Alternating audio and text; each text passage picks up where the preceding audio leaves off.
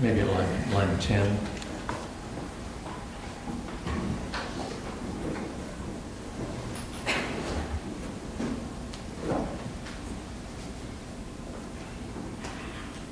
Yes, sir. And does that refresh your recollection about whether Mr. Carter drank when he lived with you? Yes, sir. And did he? No, sir.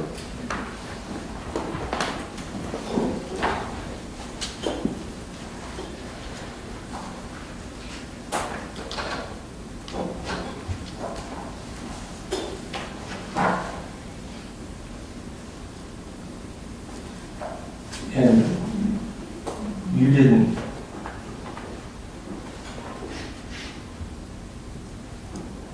didn't see your mother and Mr. Carter ever engage in physical fighting, did you? Yes. You did? Yes. Do you remember? Do you remember giving the deposition that I just showed you a copy of? You remember that? Yeah. Being placed under oath and sworn to Yes, sir. the truth. And that was in 2004, so by that time you were 16 years old. Yes, sir. I want to ask you, referring to page 9 of that deposition.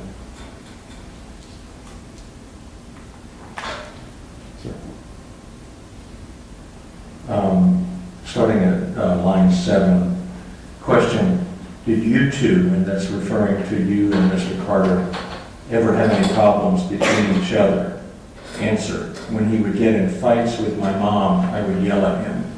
Question, you used the word fights with your mom. Did you ever see the two of them get physical with each other? Answer, no.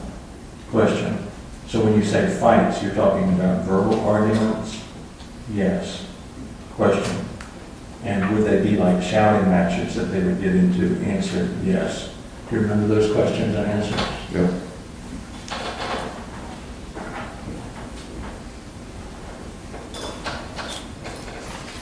And after they would have these arguments, they would usually get back together and talk it out, get back together within a day or two and be friendly again. Is that right? Yes, sir.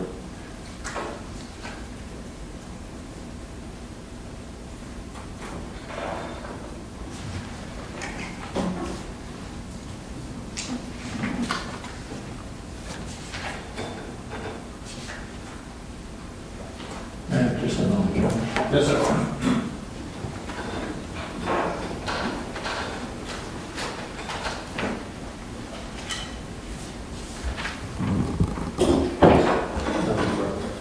Anything else?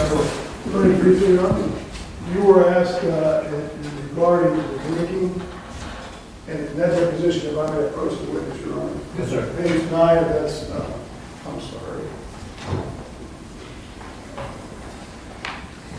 Page 16, actually. You recall you were asked in terms of, I'll let you read it to yourself. You said page 9. I'm sorry, I said page 16. Oh, page 16, I'm sorry. It was two separate pages. Just read that a second, and then I'll ask you a question.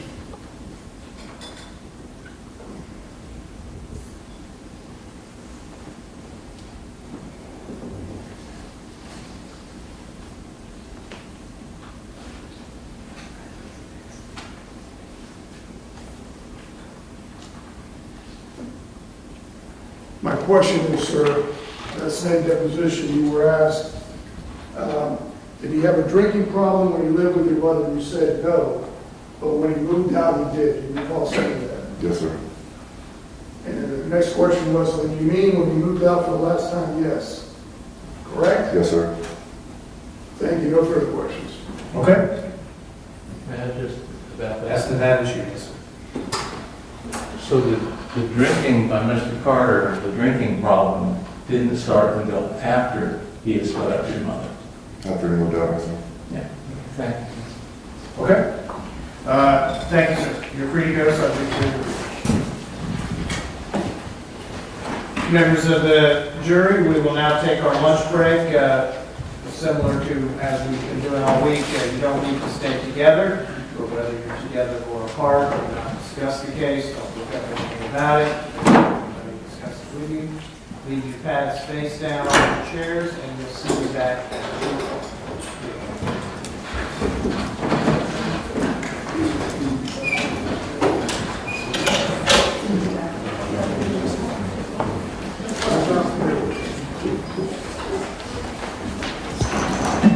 You said 2 o'clock. Yeah, no, I'm sorry, sir, 2 o'clock, yes, 2 o'clock.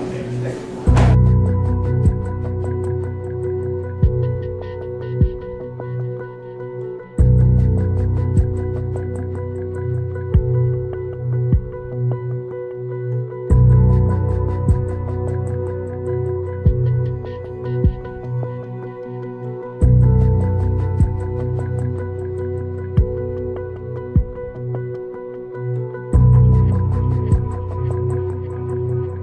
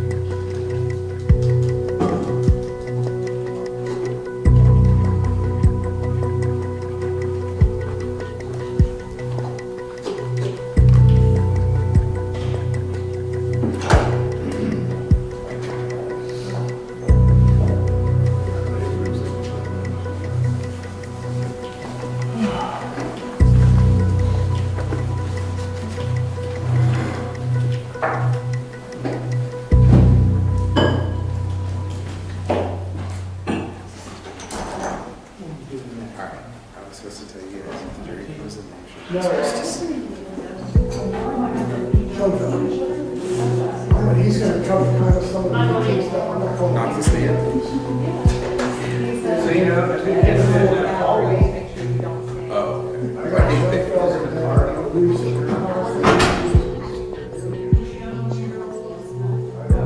Chris has got some construction ideas that we should. Leading trees. When we had that issue with one of the cases, that's there's where like a I civil. no, you're gonna be yelled at if you stand.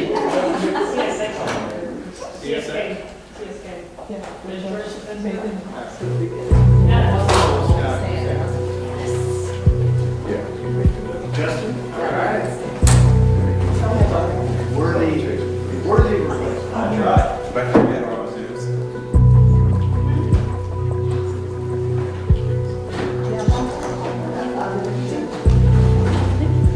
That's what you do. But before you leave, what's in that red bag? I know you see their big bag of rough. No,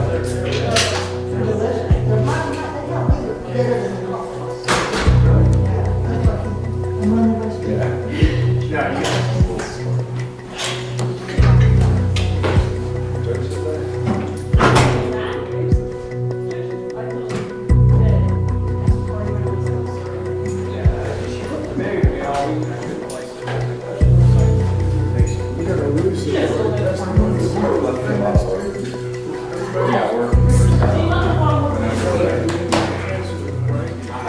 that was a bad. They have the witnesses have one, and they're going for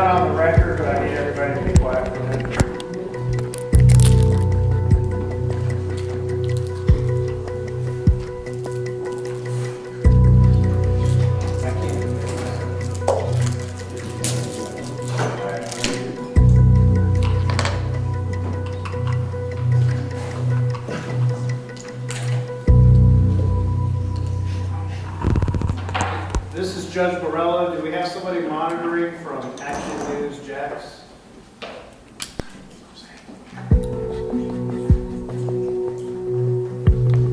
Action News, Jax, are you guys listening? If I don't get a response, I'm going to remove you from the... I'm sorry, are you talking to Action News Jax? I am. This is Judge Borrello. Who am I talking to? Hi, this is Leslie with Action News Jax. Hey, Leslie. I appreciate it. And you guys are welcome to be on Zoom. But just remember, our Zoom feed faces the jury box. If you are not under any circumstances allowed to broadcast any of the jurors' faces or anything. Understood. Okay?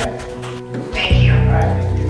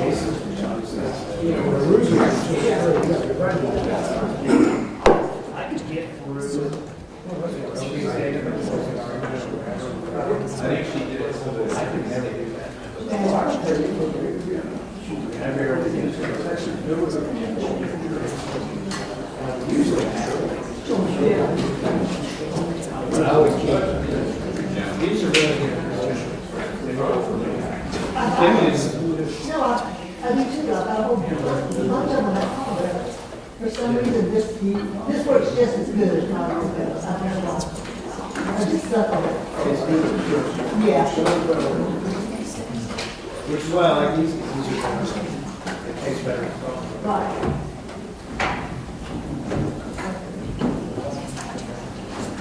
Okay, you ready? Let's go on the record. Anything we need to talk about before we bring the jury back? No, sir. Okay, let's bring it.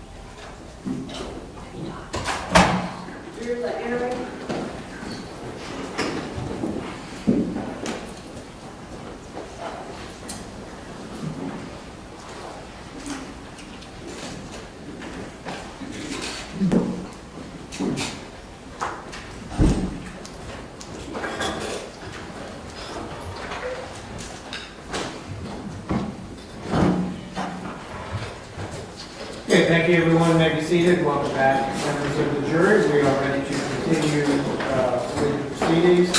State call your next witness. There was called Don Schoenfeld.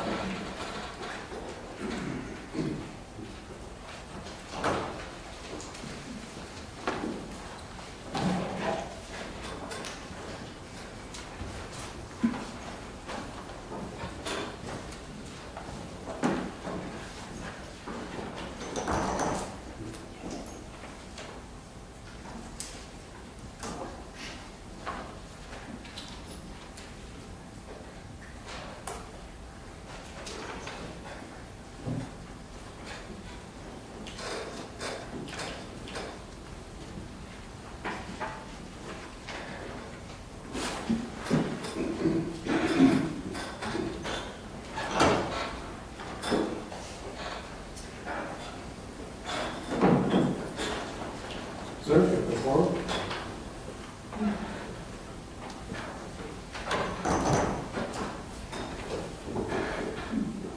Do you solemnly swear or affirm the testimony you shall give be the truth, the whole truth, and nothing but the truth, so help you God? I do. Thanks, sir.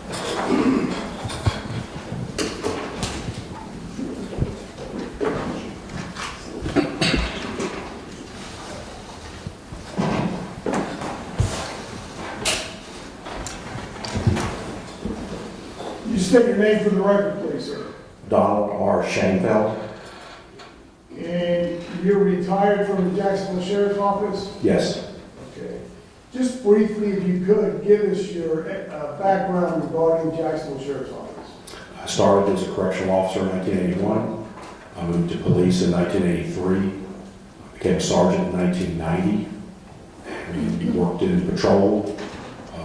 Short time as a detective sergeant in burglary. I worked in homicide for several years. Returned to the street, and then I retired in 2010. Okay.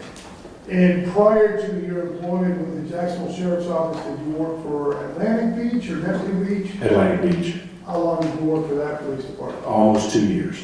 Okay. Now, you retired from the Jacksonville Sheriff's Office, what year about? 2010. Okay. And did you just go and stay home, or did you go do something else? I became a school police detective for the Duval County School District. How long did you work for the school district police department? 6 years. Okay. After that, did you go work somewhere? Not for a while. After 2 years, I went back with the sheriff's office as a non-sworn employee doing employee background investigations. And is that what you're doing now? Yes, So are you technically still employed by Jacksonville Sheriff's Office, being semi-retired, I guess? yes, Okay. And in terms of background stuff, you're doing like for people who apply for jobs, or just in general, just background? yes. Okay. I want to go back to when you were employed full-time with the Jacksonville Sheriff's Office. You mentioned being assigned to homicide. Correct. Okay, and you were assigned to homicide, that's a separate division within the Department of the Jacksonville Sheriff's Office? Yes, it's part of the detective division. Okay, and were you one of how many sergeants at that time? There were 4 or 5 homicide sergeants, and I believe there was a child abuse sergeant. Okay, and so then those sergeants have a team of detectives, correct? Yes, All right, 3, 4, 5, whatever it is, correct? generally 4. Okay, and then those respond to homicide scenes? Correct. Okay, and there's like a lead detective and all the other detectives assigned, correct? Yes, All right. And then also, in addition to that, there is, what used to be when I was much younger, and when you were much younger, the evidence technicians, now I think now they're referred to as crime scene unit detectives, correct? yes, They also respond to homicides or major crimes, correct? yes, And their job is to process the scene, attempt to get fingerprints, collect evidence, that kind of stuff. that's correct. All right, okay. So you were with the Jacksonville Sheriff's Office in the Homicide Division, and then you went back to patrol. Correct. And drawing your attention to about July of 2002, had you already left the Homicide Division and had gone to patrol? Yes, I was back in patrol. Okay. Approximately how long have you been in patrol at the time of July when this incident happened, July 23rd, July 24th? About 3.5 months. Okay. Tell us briefly your duties as a patrol sergeant. How many people did you have under you, et cetera? I was on midnight shift. I believe at the time I had 9 officers on my squad. And of course I supervised those officers as well as responded to calls with them, assisted them in whatever they might need to get their job done. At that time, was the Jacksonville Sheriff's Office divided in sectors, or what part of Jacksonville did you supervise? I was in Patrol Zone 2. What did that mean at that time? It was north of Beach Boulevard up to the river, and from the Atlantic Ocean up, other than Atlantic Beach PD, down to roughly the St. John's River around the Main Street Bridge. Okay, all right. Were you working the morning of Wednesday, July 24th of 2002? Yes, Okay, so you had been on the shift the night before. When did that shift start about? the shifts ran from 6:30 p.m. to 5:25 a.m. And while you were on patrol as a sergeant, did you have anybody with you in your vehicle? Were you training somebody, or did you have anybody assisting you? I was training a new sergeant that had just started with me. As I recall, he'd only been with me 1 or 2 nights. And what was his name? Ricky Hike? Okay. Did he end up going up to being homicide, et cetera, too? Yes. Okay. How close were you to the scene we're going to be talking about on Parkwood? How close were you to the actual scene when you heard the call over the radio? I was at Arlington Plaza, 900 Arlington Road, up to Barkwood and Rogero. So that would have been about, I would say no more than about 2.5 miles. Okay, so how long did it take you to get there about? No more than about 2 minutes. Okay. And when I said, I know we're speaking lingo in terms of, for the jury standpoint, is when I said you monitor the call was that directly, specifically at you, or did you just hear a call go out about a shooting or some high crime, and then you ended up going? Can you tell us a little bit about that? An officer would be assigned the call, and in that particular case, multiple officers. I don't remember whether there wasn't other officers available. An officer Donker was assigned the call, and as soon as I heard it, I knew that it sounded very serious, so I told the dispatcher that we were on our way to. And did that happen approximately at 12:38 a.m.? Yes. Okay. And you got there, did you arrive at the same time as that other officer, or did you get there before or after? We all pretty much got there at the same time. Okay. And you briefly mentioned, so that is in Arlingwood off of Rogero Road, I guess, and Rogero, it's just north of Rogero and Merrill Road. It's not, that part is not considered Arlingwood. It's directly behind Lake Lucina Elementary School. okay. You get there, you got Sergeant Hike, or officer, I guess, was he technically a sergeant at that time? He had made sergeant. Okay. So you're training him, you get there, other officers, what happens? Well, we approached the residence, and I got to the front door and banged on the door and pulled the screen door part of it open, and a young male wearing nothing but a pair of boxer shorts and holding a cordless telephone in his hand opened the door. Okay. When we say cordless phone, we're talking back to 2002, an actual, like a landline, not a cell phone. Yes, it was a landline phone with a expanding antenna. Okay. And so when you got there, the front door was actually shut or closed? Yes. Okay. You knocked, he came to the door, what happened? As soon as he opened the door, he just had a complete panicked look on his face, traumatized, and I could just see enough past him that I could see somebody laying on the floor. Okay. So at that point, I grabbed him by the back of the neck, and I just pulled him outside the door and said, "You go get behind the car, and you stay there until I come and get you." Okay. What then did you and the other officers do? We entered the residence. I was the first one in. And how are you entering the residence? You're in uniform, correct? Correct. Do you have your firearm out, or what are you doing? Yes. Why is that? Well, because it's an active crime scene, we don't know what we're going to confront inside. The information that came out on the radio was that the potential suspect could be driving a red pickup truck. Well, when we pulled up, there was a red pickup truck in the driveway. Okay. So you go inside with other officers. What is your intention when you go inside? To clear the residence to make sure there was no active shooter inside. Tell us, if you could, explain to the jury when you say clear the residence, what you mean. We go and do a methodical search, room to room. We go underneath, look under beds, look in rooms, look behind anything that might block our view. We make sure there's nobody in there that could cause further harm. Okay. As you're doing that, are other officers assisting you? Yes, we're all doing the same thing. We're kind of spreading out. Okay. What do you observe when you're going through after you enter the front door? Well, upon my entry, I immediately saw, you could actually see from outside the door, the body laying on the floor, immediately inside the front. There was also a body to my left, to our left as we entered. And then there was furniture blocking what turned out later to be the 16-year-old girl. So as we moved across and got past the furniture, then I could see her. And she was making noises, The girl you're talking about? yes, the 16-year-old, yes. What kind of noises was she making? I'm gurgling, like she was trying to breathe but couldn't. Okay.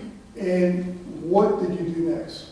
Well, in clearing the residence, I had to step over her and continue to sweep before we could be assured that we could get to her or that we could get rescue in there to her. And what did you observe, if anything, once you cleared or went past her? Well, I stepped over her to get into the hallway of the residence. And as soon as I got past her, we started checking room to room to see who else was in there. And I first opened the first door on the left in the hallway, and I found 2 young children in the room. And do you remember how old they were about? I knew they were young, probably early elementary school age. I found out later they were 6 and 8. Okay. And how did they appear to you? I'm not sure they knew what was going on, so they clearly could see a police officer in uniform. So I told them to stay in the room, don't open the door, and I would come back for them. Okay. And you then continued to clear the residence? Yes. Okay. And did you find anybody else in the residence? No. Okay. What then transpired? Well, first thing we did was went back and made sure rescue could get in, since the scene was now deemed to be safe. And then I instructed Sergeant Hike to get a blanket, a towel, or something to hold up at the entrance to the hallway, because that's right where the 16-year-old was laying. And Officer Gonker had him go in the room, pick both the children up, he draped something, whatever it was, towel or sheet or something over their heads, and there was a rear exit to the residence, so I had him take them out so they would not see anything. So your purpose in doing what, so that they would not see the girl that was still alive, or the other 2 deceased people? Correct. Okay. And were you successful in doing that? Yes. Okay. What happened then? We started to secure the scene. I called for homicide, called for evidence technicians, got out of the way of rescue and let them do their work, and we just slowed everything down. As you're going through and clearing the residence, are you all moving stuff, like if you find a bullet or something, are you moving anything? No, And why is that? because that's evidence. Could something get accidentally kicked during a sweep? That's possible, but I don't recall stepping on anything. I don't know if the other 2 did or not. Okay, you don't recall anybody stepping on anything? No. to your knowledge. Okay. All right, so you get what turns out to be the 16-year-old girl, her name was Courtney Smith, out of the residence, rescue guys, right? Yes. And are they taking her in like a stretcher or gurney or something? I don't know if they brought a gurney in or if they backboarded her and then put her on a gurney outside. I don't remember that. Okay, but did they end up removing her from the scene? Yes, And did they end up taking her to the hospital? correct. Okay. All right, do you remain at the scene? Yes, Okay. And homicide response, I guess homicide detectives respond? yes. At some point, was Detective Ford, did you come into contact with him at all? He was one of them, yes. Okay, all right.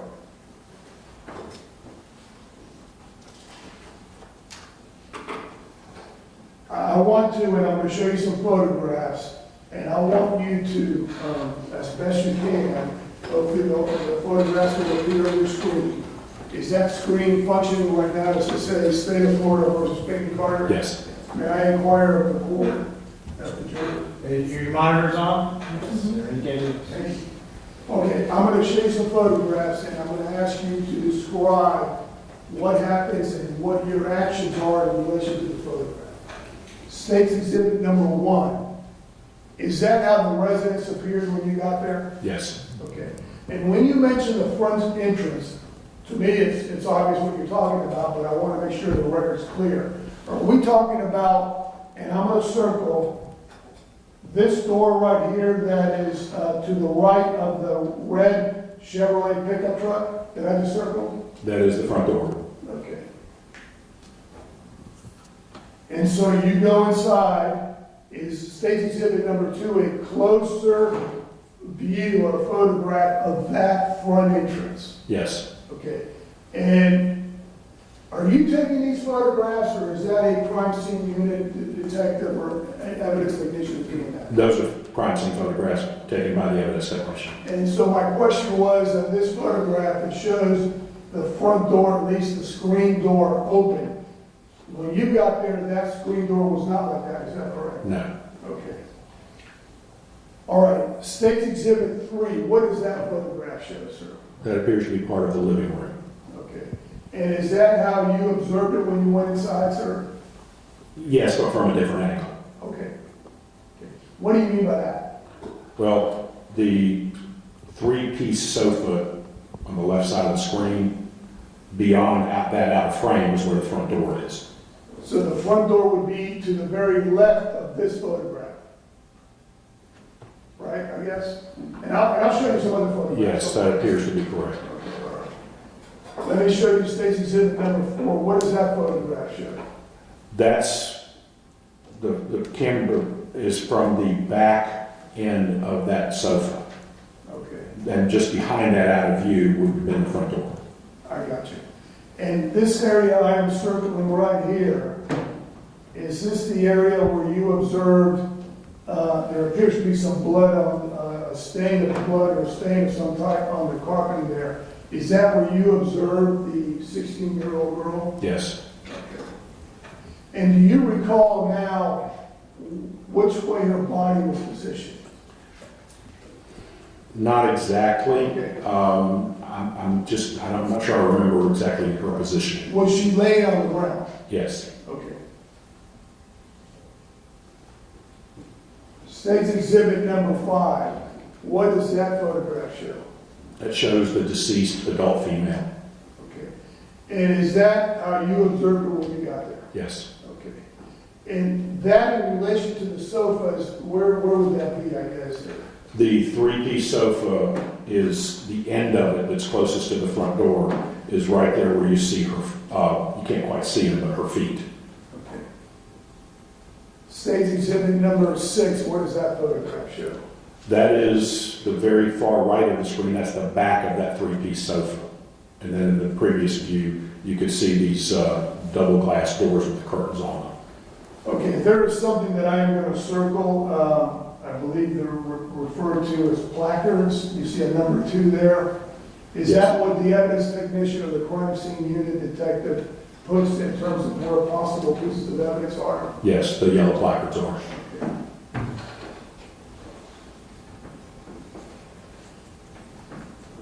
State's Exhibit number 7, what does that photograph show? That is looking from the hallway toward the living area. Okay, I'm showing you this area right here that I'm circling in the middle of that hallway where it appears to be blood. Is that where Courtney Brown was? I'm sorry, Courtney Smith? She was more on the living room side, but that's just where the blood went. The previous photo you showed with the blood at the carpet at the end of the driveway, that's the part that you can see in this photo that's on the carpet. Okay. State's Exhibit number 8, is that one of the bedrooms? Yes. Okay. And State's Exhibit number 9, I believe there was a BB gun found there. Right here, I'm showing right here. You recall seeing that? I don't specifically recall that. Okay. State's Exhibit number 10, does that show kind of the angle of the blood you described earlier Yes. on the ground? Okay. And State's Exhibit number 15, what does that show? That's looking out from inside, out the front door. So it is, I'm going to put an X right here. Is this the front door here, the screen and what appears to be a jar right here? The front door is on the left with the metal doorknob and latch, and then on the right-hand side would be the open screen door. So the front door opens into the residence and the screen opens out? Correct. Okay. And are those the feet and the legs of the deceased female? Yes, it is. State's Exhibit 16. Is this a closer shot or photograph showing the deceased male that was on the ground where his glasses were and the relationship of the glasses to his body. Yes, it is. It appears the deceased turned out to be Mr. Pafford, was holding keys in his hands. Yes, I'm not sure I saw that on initial entry. That wasn't the focus, though. Okay, all right. And that's depicted in State's Exhibit 17. State's Exhibit 18, I'm circling that, something in that exhibit near his hand that appears to be a cartridge casing, is that correct? Yes. Okay. State's Exhibit 19, what would this be? The Mr. Pafford's or the deceased victim, male victim's legs? Yes. Okay. And State's Exhibit 20, there are some tennis shoes on the, that I'm circling on that recliner or sofa. Did you move that there, or was that the condition it was in when you got there? I'm not sure I ever paid any attention to those tennis shoes, so no, none of us would have moved them. Okay. State's Exhibit number 21, there appears to be a casing on the back of the deceased victim, That does appear to be a casing. That does appear to be a casing, yes. Ms. Smith-Reed.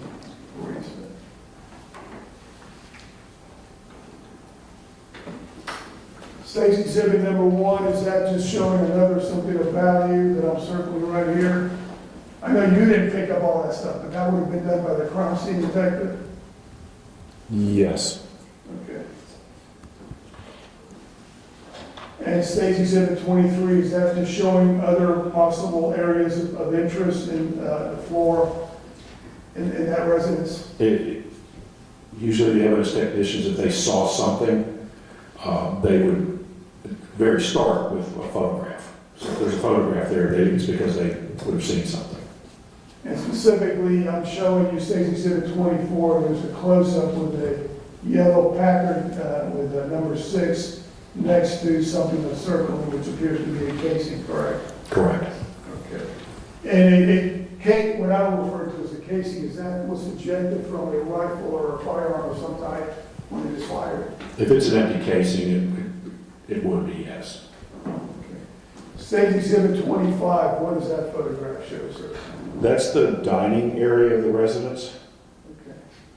Okay. State's Exhibit 26, what does that photograph show, sir? That's the kitchen. Okay. And State's Exhibit 28, there's also I believe, a yellow placard number 8 next to something on the ground there, correct? Yes. Is that Yes. Go ahead. Does that appear to be a cartridge casing too? As best I can tell, it does. Let me show you State's Exhibit 36.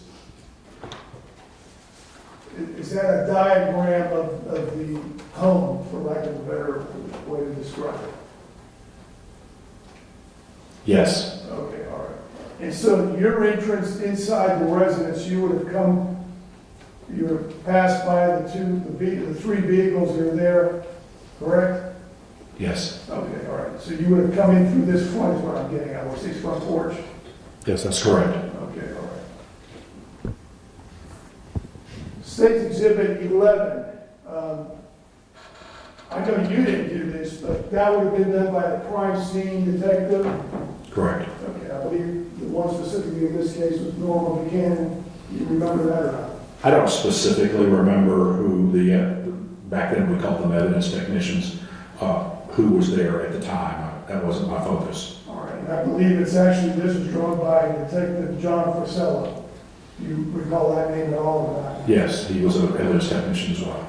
And does this diagram attempt to show where everything is in terms of what possible evidence is of value or not of value? It appears to, yes. Okay, in terms of the positioning of the bodies, the 2 deceased, and then the blood from victim number 3 with Courtney Smith, correct? Yes.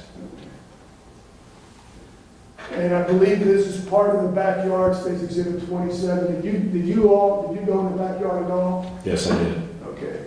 And I'm showing you something, State's Exhibit P3.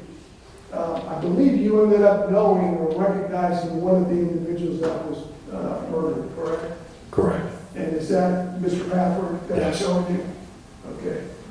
So how did you know Mr. Pafford? During off-duty hours, I would work occasionally at different Publix as security, and Mr. Pafford was the manager of the public store at Bartram Road and Atlantic Boulevard. And I worked there 2 or 3 times was all, but I met him there, and, you know, we had a couple of conversations, just some general things, and so that, and I didn't know that that was him inside the residence until later. You later determined that he was the person that you knew from the Publix, and that would have been the Publix where at? Bartram Road and Atlantic Boulevard, just west of University Boulevard. How long did you stay there at the residence? Well, I'd say maybe a couple of hours, because obviously there's still calls for service going out, and we're needed elsewhere once homicide has got full control of the scene. We did leave one officer there to provide security outside while homicide did their work, Okay, what's the purpose of that? just to maintain crime scene security. So in other words, if like the crime scene detectives or ETs need to go back to the scene to process some more, it would be secure, and then you could go back either later that day or the next day? That's the way it was when I was in homicide, specifically to this scene. I'm not positive if they needed to do that. It takes hours to work a crime scene. So possibly even day shift officers were sent over there to relieve the midnight shift officer so that he could get off duty. Since you were a patrol sergeant at that time, you were not involved, or were you involved in doing any further investigation in this case? No. Okay. Would that have been turned over to homicide predominantly? Yes. Okay. If I may have a moment, John? Yes, sir. I don't have any further questions. Okay. Ross?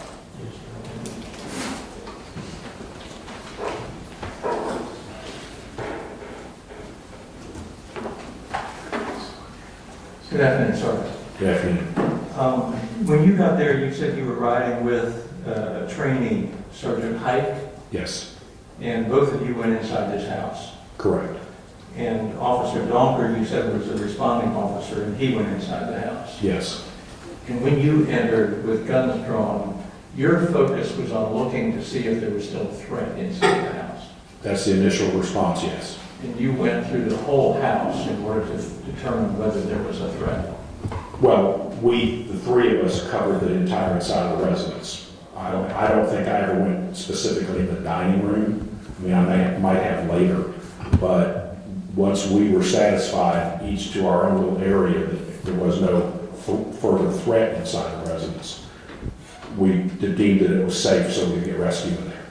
Okay. And when rescue entered, how many rescue people were there who came in and then carried the... I honestly don't know. There's usually 4 or 5 on an engine company and 2 on a rescue unit. We had to make them stand off and wait till we could secure the residence before they came in, but I really don't know how many of them actually came into the residence. And they did their work in a hurry in order to try to save the life of Ms. Smith. They were in life-saving stature, yes. And there were, do you recall dogs being in the house too? Do you have a memory of that? I don't, no. Okay. So your focus was not on the carpet, the floor, your focus was on looking for a threat when you were in there? Initially, yes. And you were shown these, a number of photos that you said you didn't take, but Mr. Delarianda identified casings that were seen on the floor, and to you they appeared to be casings. Yes, And 22 caliber casings are very small, aren't they? pretty small. And you're familiar with the term artifact at a crime scene? I'm not sure how you're referring to it. Artifact meaning things that happen to a crime scene after the crime had taken place, changes in the crime scene. I've never heard it termed that, but there certainly can be changes if something gets moved accidentally. Okay, and you admitted that things can be moved accidentally. Could have been unknown if they were though. No, I don't know that anybody would know that, but you admit that shell casings that are on the floor, on a carpet, can be kicked accidentally, moved accidentally as people move around inside the house. It's possible.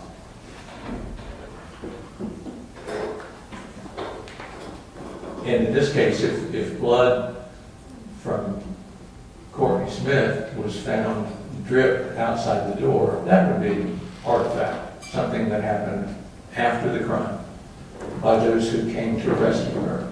I guess it could be. I have no knowledge of that, though.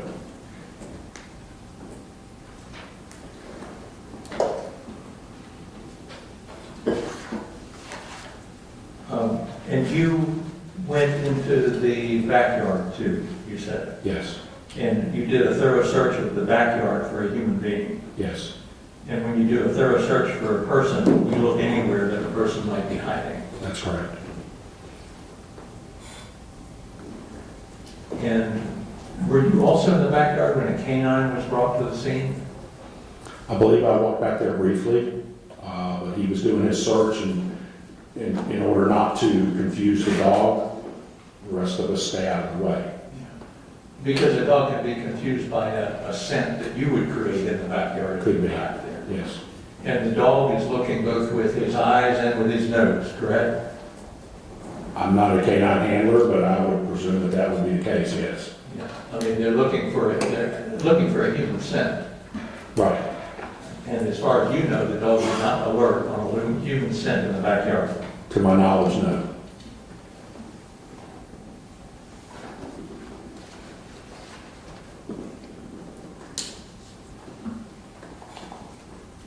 And your involvement was limited to involvement at the scene, correct? Correct. Okay. Thank you, sir. That's all I have. Anything else? Louis? No, sir. Thank you, sir, for your. State fire next week. Statement called Dr. Ruiz, I believe we have an instruction for the court to read. Okay, do you have, I have one, you, unless you've got one written out, I want to read it. Council, Can we approach that? yeah, Council.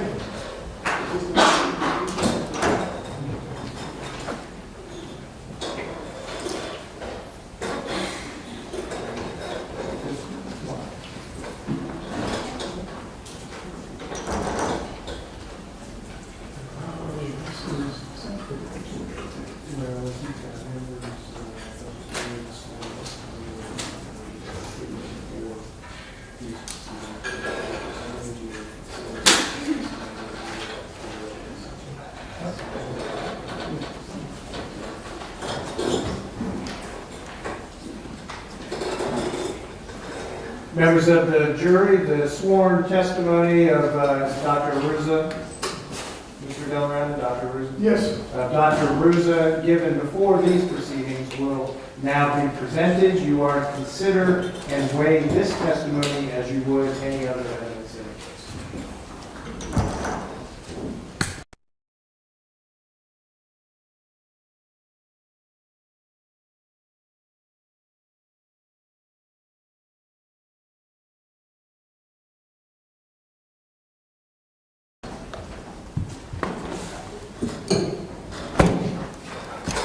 There was a pre-conference testimony and just one of the issues. Yes, sir.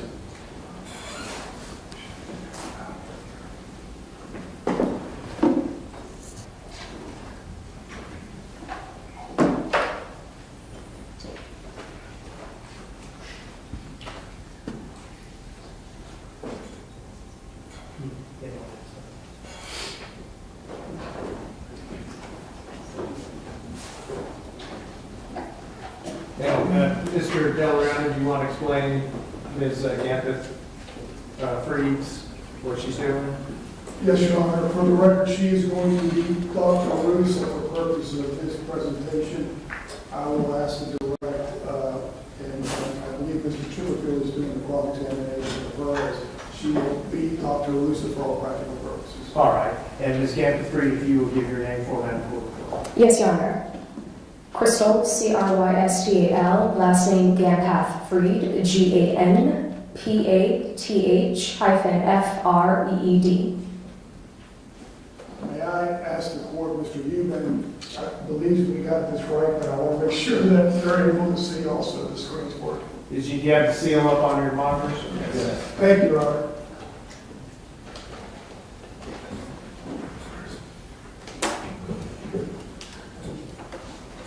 State your name for the record, please. My name is Margarita, Margarita, last name Aruza, Arruza. What is your occupation, Dr. Rizzo? I am a forensic pathologist here in Jacksonville. Can you briefly tell us about your education and training regarding your background and your specialty?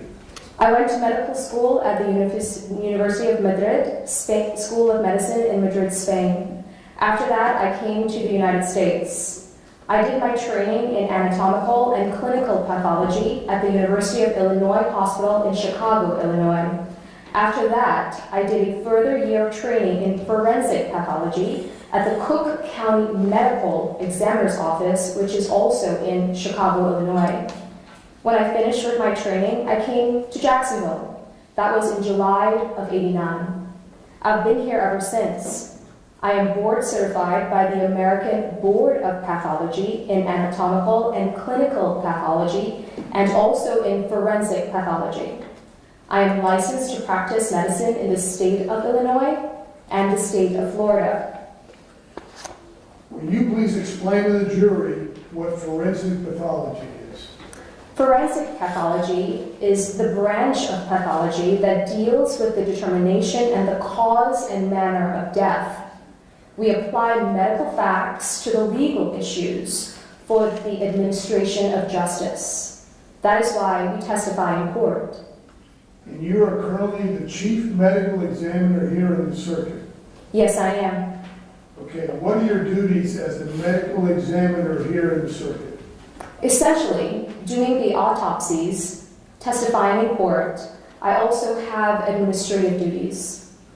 What is an autopsy, Dr. Rizzo? An autopsy is an external and internal examination of the body. In most of our cases, there are injuries, and we document all those injuries both by diagram and by photography. Then everything that you can see on the outside. Then we go to the inside and look at the changes inside the organs. Now, you mentioned what was an autopsy. Approximately how many autopsies have you performed in your career? An average of 300. I've been doing this for 16 years in Jacksonville. Okay, and have you previously been qualified in court as an expert in the area of forensic pathology? Yes, I have. Yeah, how many times? I don't know. Too many to count? Pretty much. Dr. Aruza, did you perform an autopsy on a person identified to you as Glenn Pafford under medical examiner number 02-10167? Yes, I did.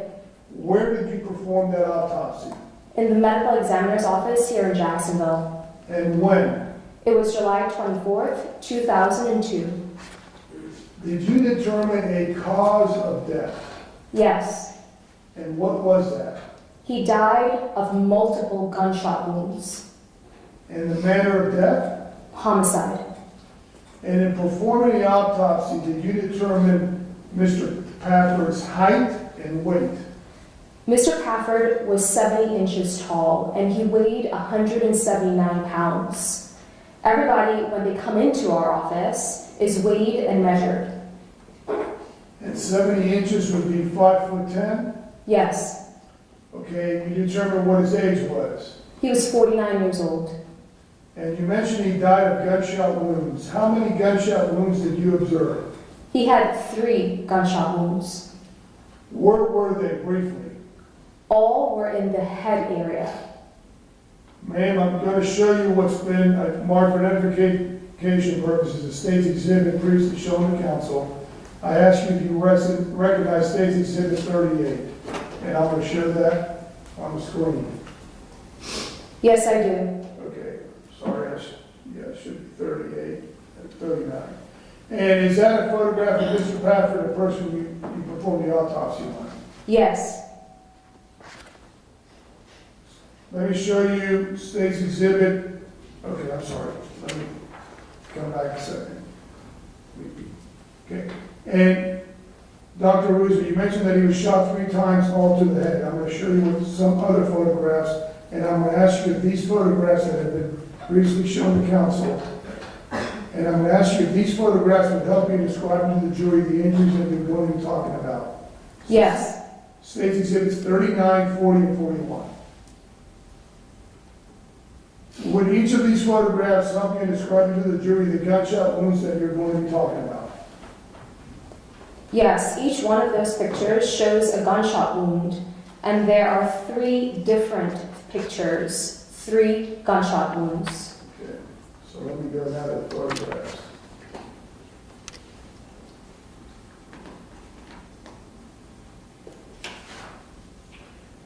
State's Exhibit 38, that photograph, this should be 38, it's 39. That photograph, is that the ID photograph?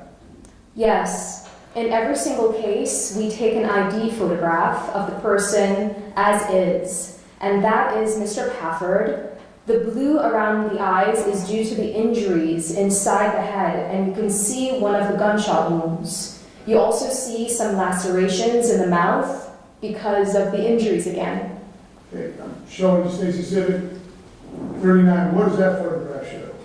That is a close-up photograph of a gunshot wound right on the chin.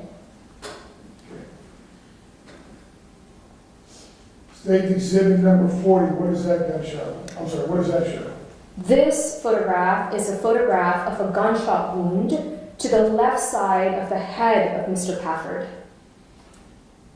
And State Exhibit 41, what does that photograph show? There is a gunshot wound on the right side of the jaw of Mr. Pafford. Now, is there anything particular about this gunshot wound that I'm showing right here, State Exhibit 41? This gunshot wound is a close-range gunshot wound. It shows powder stripling. That happens when the tip of the gun is close to the surface of the skin. Now, Dr. Russo, what I'd like you to do, and can use my head to describe the injuries, I want to go back to State Exhibit 39, the gunshot wound to the chin. If you could, based on your autopsy, were you able to determine the trajectory in terms of, the entrance, what happened when the bullet went in and what angle it went in? It fractured the jaw, goes through the tongue, through the epiglottis, the mouth area, and goes straight from front to back. And the bullet was recovered, impact against the cervical spine at the level C3. It's a straight shot from front to back. So it's a straight shot through the chin? Yes. Okay, State Exhibit 40, the gunshot wound to the top, I'm calling it the top of the head, or the top of the back of the head. Where would that be on if you're using, go ahead and use my head? Actually, put your head straight. Okay, It will be, no, put your head straight. okay, It's going to be about here, and the trajectory goes through the scalp, the skull, and so on. And the bullet was recovered on the right frontal region. So it goes from back to front, from left to right, and upward. at an upward angle? Upward angle. Okay, and the gunshot wound depicted in State's Exhibit 41, that photograph, can you tell us what that gunshot wound in terms of the bullet going in, how it went in the path? That one went, again, from right to left, and it goes upward. I recovered the projectile on the opposite side, so it's left to right and upward. So it's coming in the right jaw and it's going upwards? Yes, And you recovered the bullet about where? about there, Okay. more or less. Dr. Russo, you mentioned that in each of the gunshot wounds you recovered a corresponding bullet, is that correct? That is correct. Okay, and when you recover each of these bullets, do you do something with them? Do you put them in an envelope, or how do you keep track of them? They're photographed, and they're placed in a bullet envelope and preserved as evidence.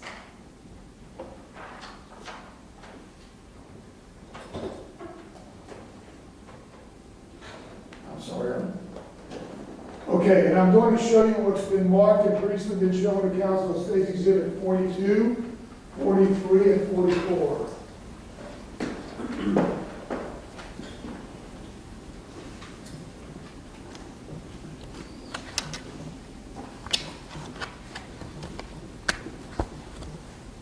For the record, I'm showing 42, 43, and 44. I'm going to ask you, do you recognize State Exhibit 42? Yes, I do. It has my initials. And does it also, that exhibit in terms of being a bullet, does it actually detail on the envelope where you recovered it from? Yes.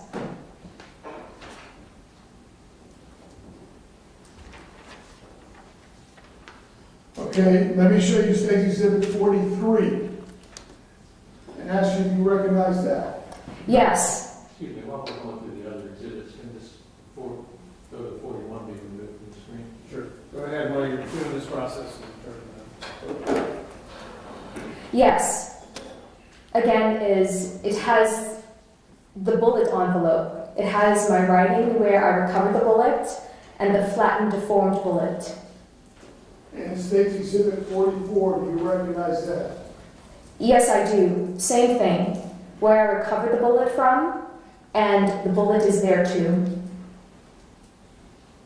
And Dr. Russo, for the record, these have previously been examined by FDLE. Other than that, have they been tampered or altered in any way?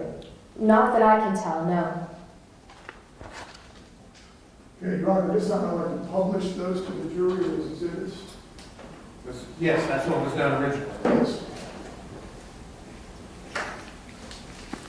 For the record, those would be 42, 43, and 44. May I just... Hand those, is that what you want to do? Whatever you want to do then. Members of the jury, everything that's placed into evidence will go back with you to the jury room when you go to deliberate. So you'll have the items to review at that time if you wish.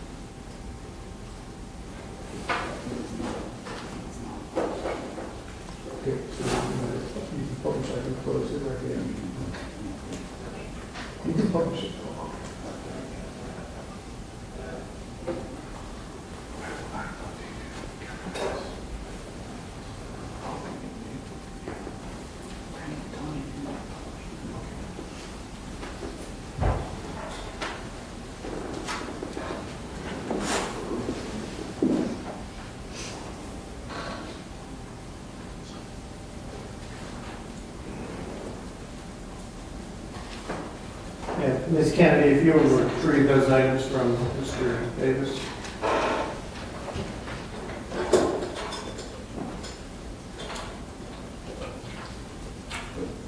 handles the medical work, I think. Mr. Del Rando?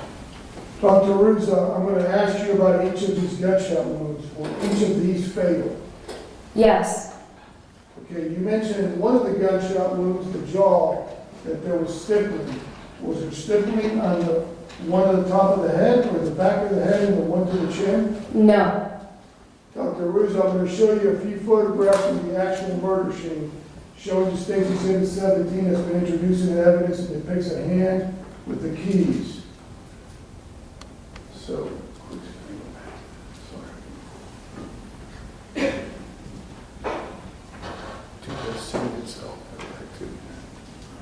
I'm sorry for taking so long with it.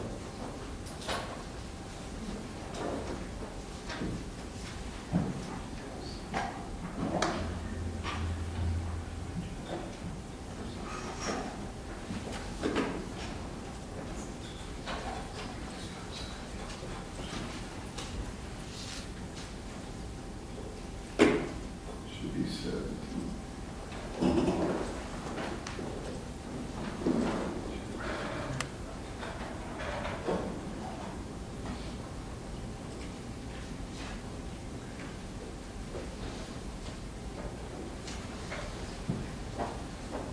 Dr. Ruza, I'm going to ask you about each, I'm sorry.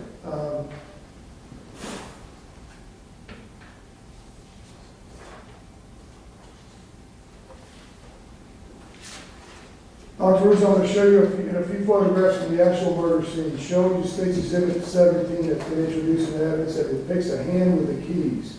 When you observed Mr. Pafford's hands, did you notice any kind of impression on his hands?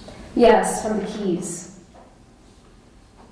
Okay, I'm going to show you now State's Exhibit 16 and also 6. So, State's Exhibit 16 and 6.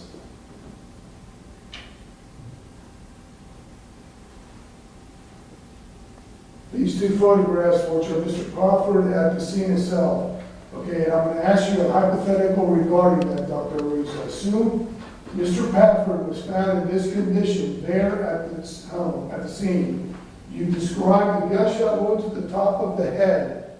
I'm calling the top of the head. How did you describe it? Well, yeah, The top of, or the back?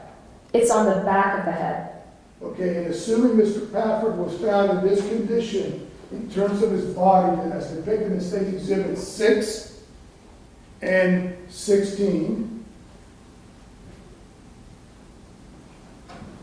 could that gunshot wound have been caused when he was lying on the ground? No, Why not?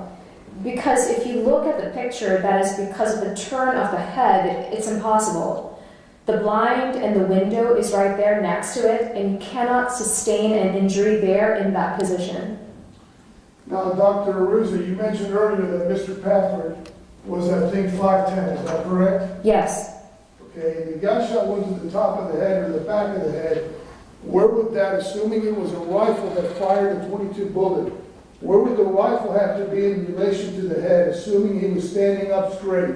My question is, based on the path of the bullet, when it entered the back of the head and where you found the bullet, how would you have to position the head in order to cause that injury? My question is, could he have been standing straight up and then been shot like that?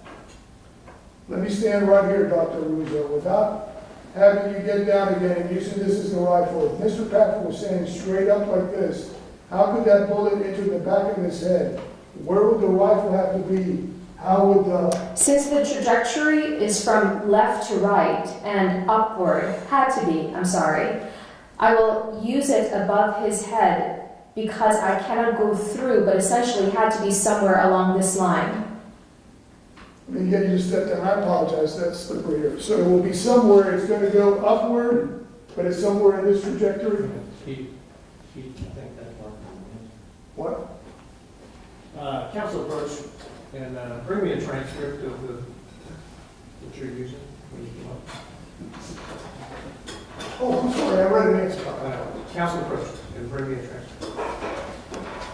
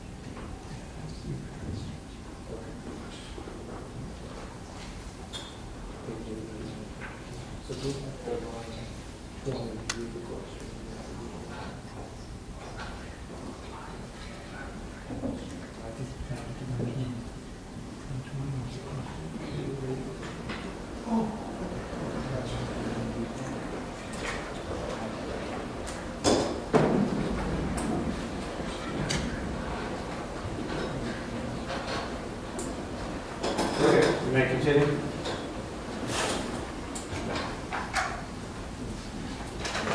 I'm sorry, that was my fault, I was reading the answer. Line 20, a question, let me give you a step down, I apologize, it's slippery here.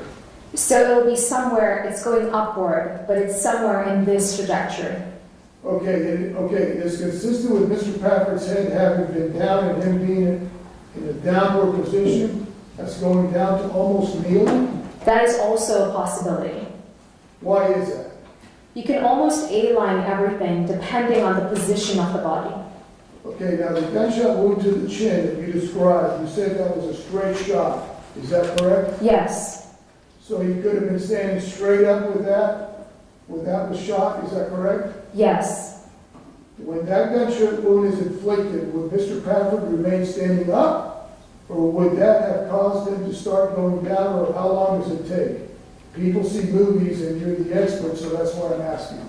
he's probably going down. I mean, it's impacting the spine at a high level, so he's really going to go down very quickly. Okay, now the gunshot wound to the jaw, and I'm referring you back to State's Exhibit 18. I'm sorry, Mr. I'm bad, I need your assistance again. Oh, State's Exhibit 18. 16, did I say? 16. Okay, You mentioned it was a close range. yes, Is that gunshot wound consistent with Mr. Pafford, based on State's Exhibit 16, that photograph, his body already being on the ground, and the rifle being pointed right at him, assuming it was a rifle that inflicted the gunshot wound, and being close to his head? yes, it is consistent with that. And why is that, Dr. Arusa? Based on the State's Exhibit 16, you see that? Well, the trajectory will be consistent with that. Also, if you look at the way the blood is flowing, it's flowing directly down. Okay, so Dr. Arusa, if I were to ask you, assuming these facts, and I'm going to ask you if it would be consistent with your findings, assuming Mr. Pafford was shot first in the chin, then his body started going down, and then he was shot in the back of the head, and then he fell to the ground, and then he was shot again after he was lying on the ground, and then he was shot again, and then he was shot again as he was lying on the ground in the jaw. Would the evidence you found in terms of each of the gunshot wounds be consistent with that? Would your evidence be consistent with that? It is consistent with it. Dr. Arusa, did you notice any defensive wounds on Mr. Pafford? No.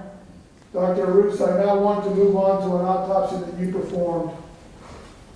I'm sorry, Mr. Huben, I can get out of here.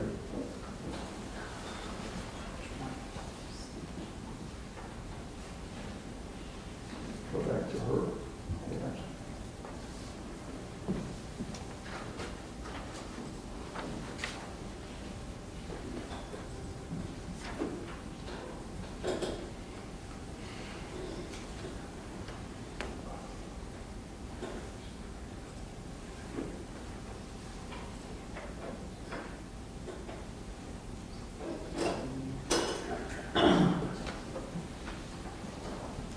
If you need a reference to report, the defense has already been provided a copy of it. Let me ask you some questions regarding the autopsy. First of all, I'm going to show you State's Exhibit 45.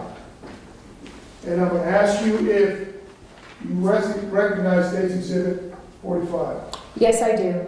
What is that, a photograph of the person identified to you as Miss Elizabeth Smith Reed? Yes. Where did you perform the autopsy on Miss Reed? In the medical examiner's office here in Jacksonville. And when did you perform perform that? The same day I did the other one, July 24th, 2002. Did you determine a cause of death? Yes, What was that? multiple gunshot wounds. And you determined a manner of death? Yes, What was that? homicide. What was Miss Reed's height and weight? She weighed 180 pounds and she was 5'7". Did you determine her age? She was, actually, I have her here as an unknown. At the time you didn't know her weight, I mean her age? I guess that is correct. How many gunshot wounds did you observe on Miss Reed? She had 2 gunshot wounds. And where were they? They were both on the left ear. One at the top of the ear, where it's called the helix, and the other one, which is the tragus, which is the triangle area right here. Dr. Russo, I'm going to show you what's been marked previously shown to Council State Exhibit 46 and 47. I ask you to recognize these 2 exhibits. Yes, I do. And would those photographs aid you in describing to the jury the 2 gunshot wounds that you talked about? Yes. Okay, Dr. Aruza, let me show you first of all, let's go back to State Exhibit 45. Is this a photograph that, tell us what that shows? This is an ID photograph of Miss Reed. State Exhibit 46, what does that photograph show? This shows the 2 gunshot wounds. One goes through the helix of the ear, does that, and then goes through the ear, then back into the skull, and then goes into the brain. And the second one is right at the tragus, lower one, so 1 and 2. This one is through, and then inside. State Exhibit 47, what does that show? Does that actually show the one in the ear? Yes, I mean, you can see it in both, but the other photograph shows the back of the ear as it goes through the fleshy part, and then back into the skull. This one shows 1 and 2. Okay, I apologize if you've already need to, you get some water. No, that's okay. I apologize if you've already stated this, but in terms of the gunshot wound, when the bullet entered Miss Reed's head, would it have gone straight across, or what's the path of the bullet? One of them goes straight across. The other one goes from back to front and left to right. Okay, with one, do you recall is the one that goes straight across? The one that goes straight across is the one in the tragus that goes straight through the temporal bone against the temporal lobe. And it's just straight shot that stops immediately to the left of the midline. And in relation to that one, the other one does what now? The other one is the higher one. And that one goes obviously through the bone and everything, but ends up in the right orbital region. That's why you see in the outside photograph that she has a black eye. And did you recover 2 bullets? 1 bullet from each of those wounds? That is correct. Ma'am, I'm going to show you what's been marked for identification per State's Exhibit 48 and 49, previously shown to council. I ask you to recognize each of these exhibits.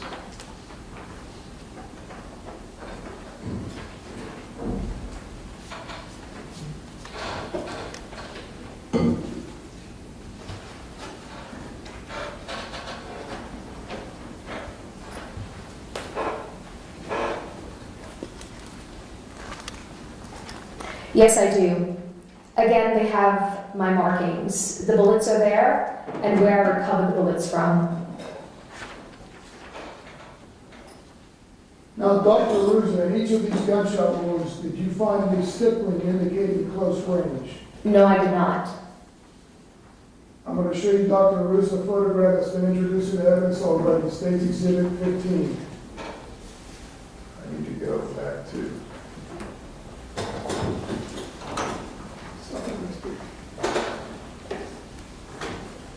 I'm sorry, I said 5. Did I say 15?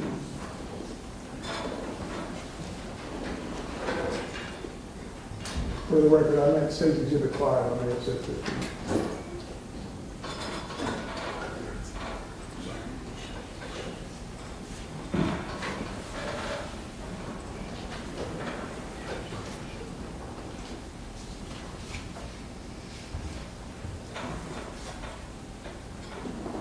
going to show you Dr. Ruth's photograph that's been introduced in evidence already states Exhibit 5 for the record. A photograph is taken Miss Reed on the ground as her body was found there at the scene. And I can show you, get a little bit closer so you can see it. Okay, This photograph right here shows the position of how she was found. that is correct. Based on where the injuries were on Miss Reed's head, you mentioned the left side of her head. Is that correct? Yes, Okay, let me backtrack a second. Would each of these injuries have been fatal? yes. Okay, and how long, in terms of it estimating, how long would it have taken Miss Reed, assuming she was shot the first time or both, how long would it take for her to fall to the ground when you get that kind of injury? She will fall very quickly. Okay, you mentioned that based on how her body was found there, you also mentioned that the gunshot wound, the one I think in the ear, you said went straight across, Yes, and the one, the helix, and then into the head and went at an angle? at an angle, yes. In terms of what could have caused that, does that mean that either the head moved, or the rifle moved, or assuming it was a rifle that was firing again, the bullet that struck Miss Reed? Either of those two things. Okay, can you state as to which one would have occurred first? No, And based on your observation of Miss Reed's body there at the scene, can you state that she was not lying down like that when she was shot? yeah, because that part is on the ground, so she couldn't have been shot when she was down. So she could not have been shot? She could not have been shot while down already. And Dr. Arusa, did you notice any at all defensive moves on Miss Reed? No, Now, Dr. Arusa, I want to turn now to the third case involving the victim identified as Courtney Nicole Smith. And I need to preface this by, as a medical examiner in your circuit, you also have people that work under you that are assistant medical examiners. yes, And you supervise and review what they do. yes, Are they required to have the same kind of schooling, training, and experience in the field as you are? yes. As a matter of fact, Dr. Rayford did his forensic training in the same place I did. So my question, I guess, is that as you anticipated, the person who actually performed the autopsy on Miss Smith was actually Dr. Arford, is that correct? Yes, And was he previously employed as an assistant medical examiner in your office? yes, Did he work under you? yes, Did you supervise his work? yes. Okay, and why is he no longer working at your office? Because he decided to leave forensic pathology and he is right now pursuing a surgery specialty. Okay, and is that in South Carolina at this time? Yes, Did you have an occasion to review his reported findings? yes, Okay, I'm going to draw your attention to medical examiner number 02-1033. Is that the autopsy prepared by Dr. Arthur? yes, And ma'am, under that report were autopsy photographs also taken? yes, And one of those, an identification, and also the second one, a gunshot wound photograph? yes. Your Honor, may I interrupt for a moment to raise something? Yes. Yeah, you want to approach? Yes, yes, yes. Okay. All right.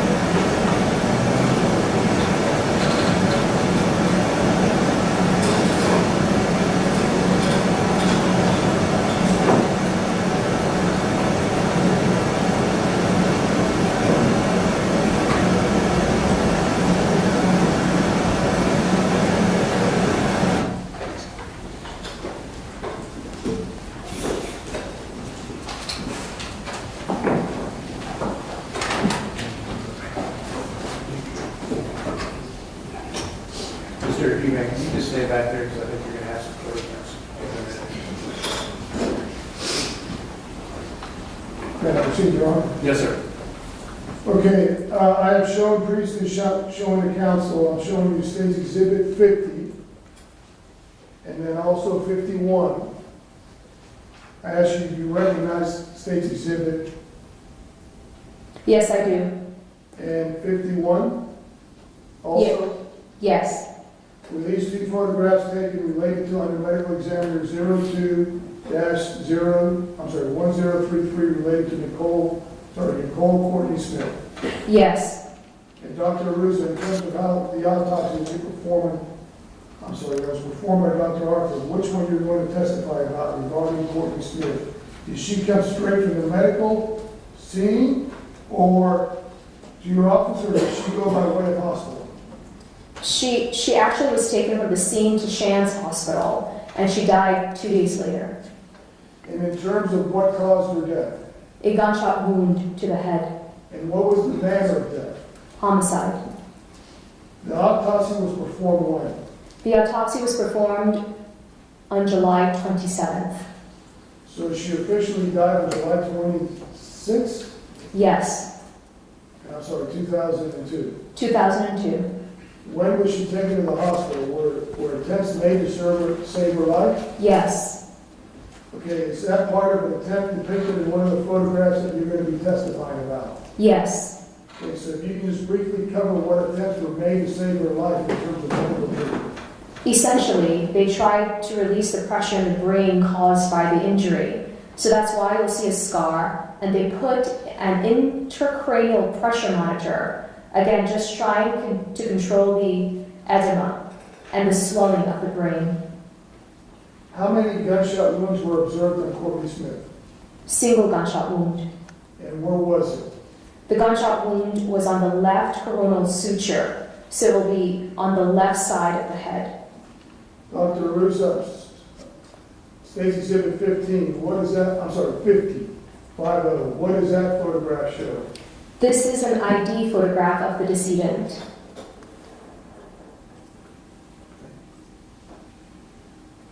And State's Exhibit 51. What Again, does that photograph show? Again, it's a photograph of Miss Smith, and it shows the surgical intervention. Okay, that would be what I'm pointing to right here. Yes, and also this hole there. That hole there is actually a gunshot wound and then attempts to also. It seems to fall in that area, yes. Okay. I'm going to show you State's Exhibit 52.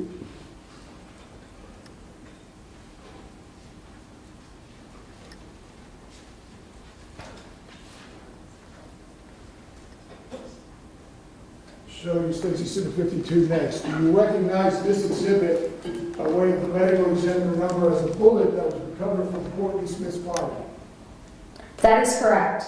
Now the markings belong to Dr. Arford and has the date and where he recovered it from. You recognize his writing or his initials? Yes, I do. Dr. Ruza, the autopsy that was performed by Dr. Arford, was Courtney Smith's age determined? She was 16 years old. Dr. Arusa, did Dr. Arford, when he performed the autopsy, find any stippling indicating close range on the autopsy of Courtney Smith? No, he did not. And Dr. Arford find any defensive wounds on Miss Smith's body? No, none that are documented, no. Okay, in terms of the gunshot wound, based on your review of Dr. Arford's report autopsy, you said that it was on the left top of her head, is that correct? Yes. And the bullet would have gone through what? It would have gone through the skull, through the brain, and actually the bullet was recovered from the right orbit. Okay, now in terms of the angle, in terms of going through what angle? And if you could use my head and just... It will go from left to right, from back to front, and downward. So essentially, in about this type of trajectory. So it's actually going downward? It's going downward, and we recovered the bullet from the soft tissue around the eye. So if it's going downward, does that indicate that in terms of assuming it was a rifle, would the rifle have to have been higher, the entrance wound, or the head lower if the rifle was straight? There are infinite possibilities. Okay, and would that gunshot wound cause Ms. Smith to fall down automatically quickly? Or Yes. what would have occurred? Yes, very quickly. I mean, she was admitted essentially comatose. So for all practical purposes, she was dead, but they tried to work on her as best they can to revive her? That is correct. Okay, so she didn't die because of any medical problem at the hospital or anything the hospital did? Not that I have seen and reviewed, no. Right, I was trying to publish those three other exhibits to the jury. Okay. That's what the record would be. State's Exhibit 49, 48, 49, and 52. You can hand them to.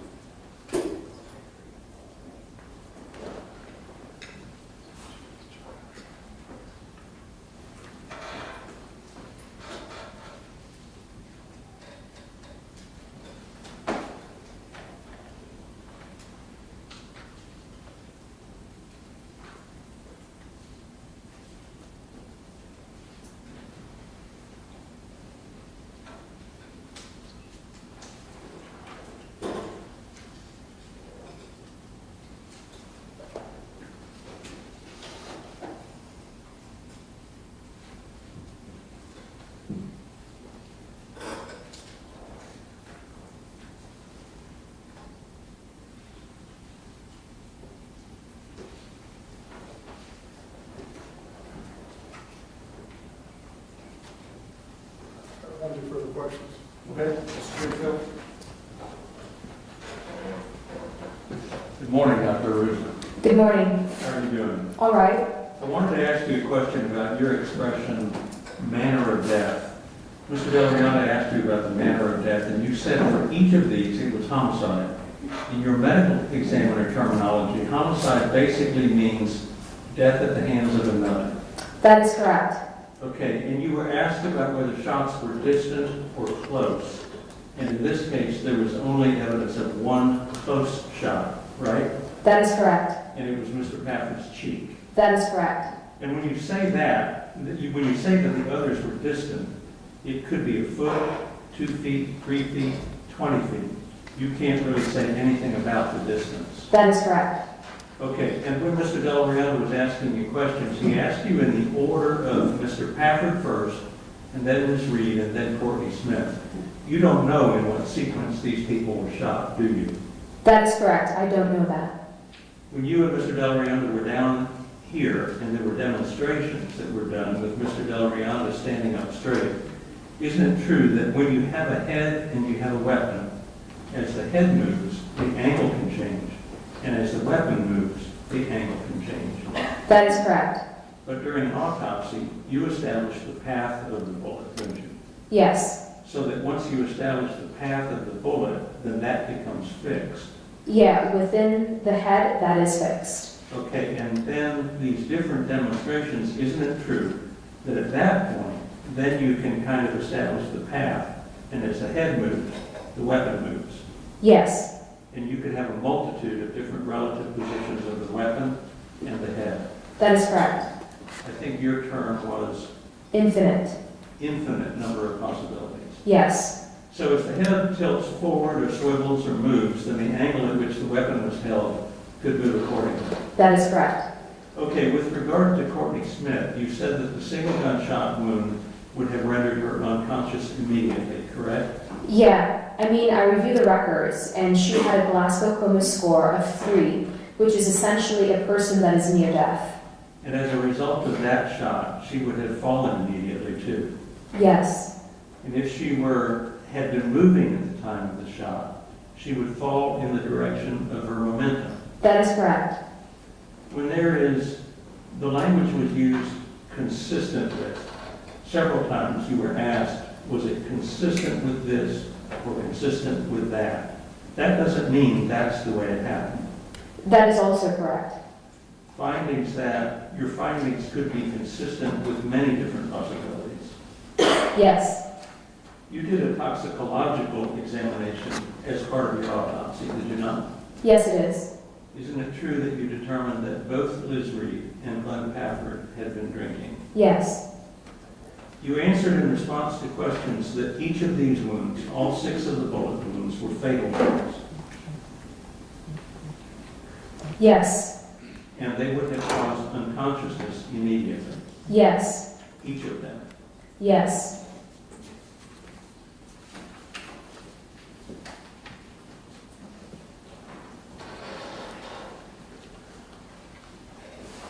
Mr. Shipperfield asked about the gunshot wound to the heads, each one of them, and the possibility of the head moving or the rifle moving. Yes. But one can move and the other one can't. In other words, the rifle can stay the same and the head can move, or the rifle can move and the head can stay stationary. Is that correct? Yes. It doesn't have to mean that the gun and the head are both moving. Well, that's another possibility too. I mean, everything. Everything can move, or one thing can be stationary and the other one moving. Thank you. Thank you for reading. You're welcome. Also, can you get it back? You want me to sit down? Yes, ma'am. Members of the family, members of the jury, you good? Anybody need a break? I was hoping to go another half hour or so before we took a break. Does anybody need a break right now? Anybody do? Okay. Take our next witness. They would call Chuck Ford.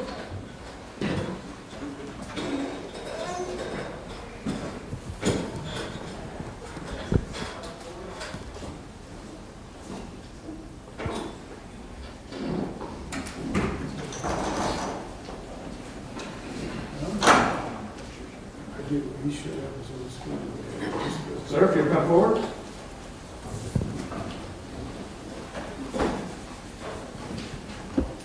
Do you solemnly swear or affirm the testimony you shall bear shall be the truth, the whole truth, and nothing but the truth, so help you God? I do. Yes, sir. Have a seat.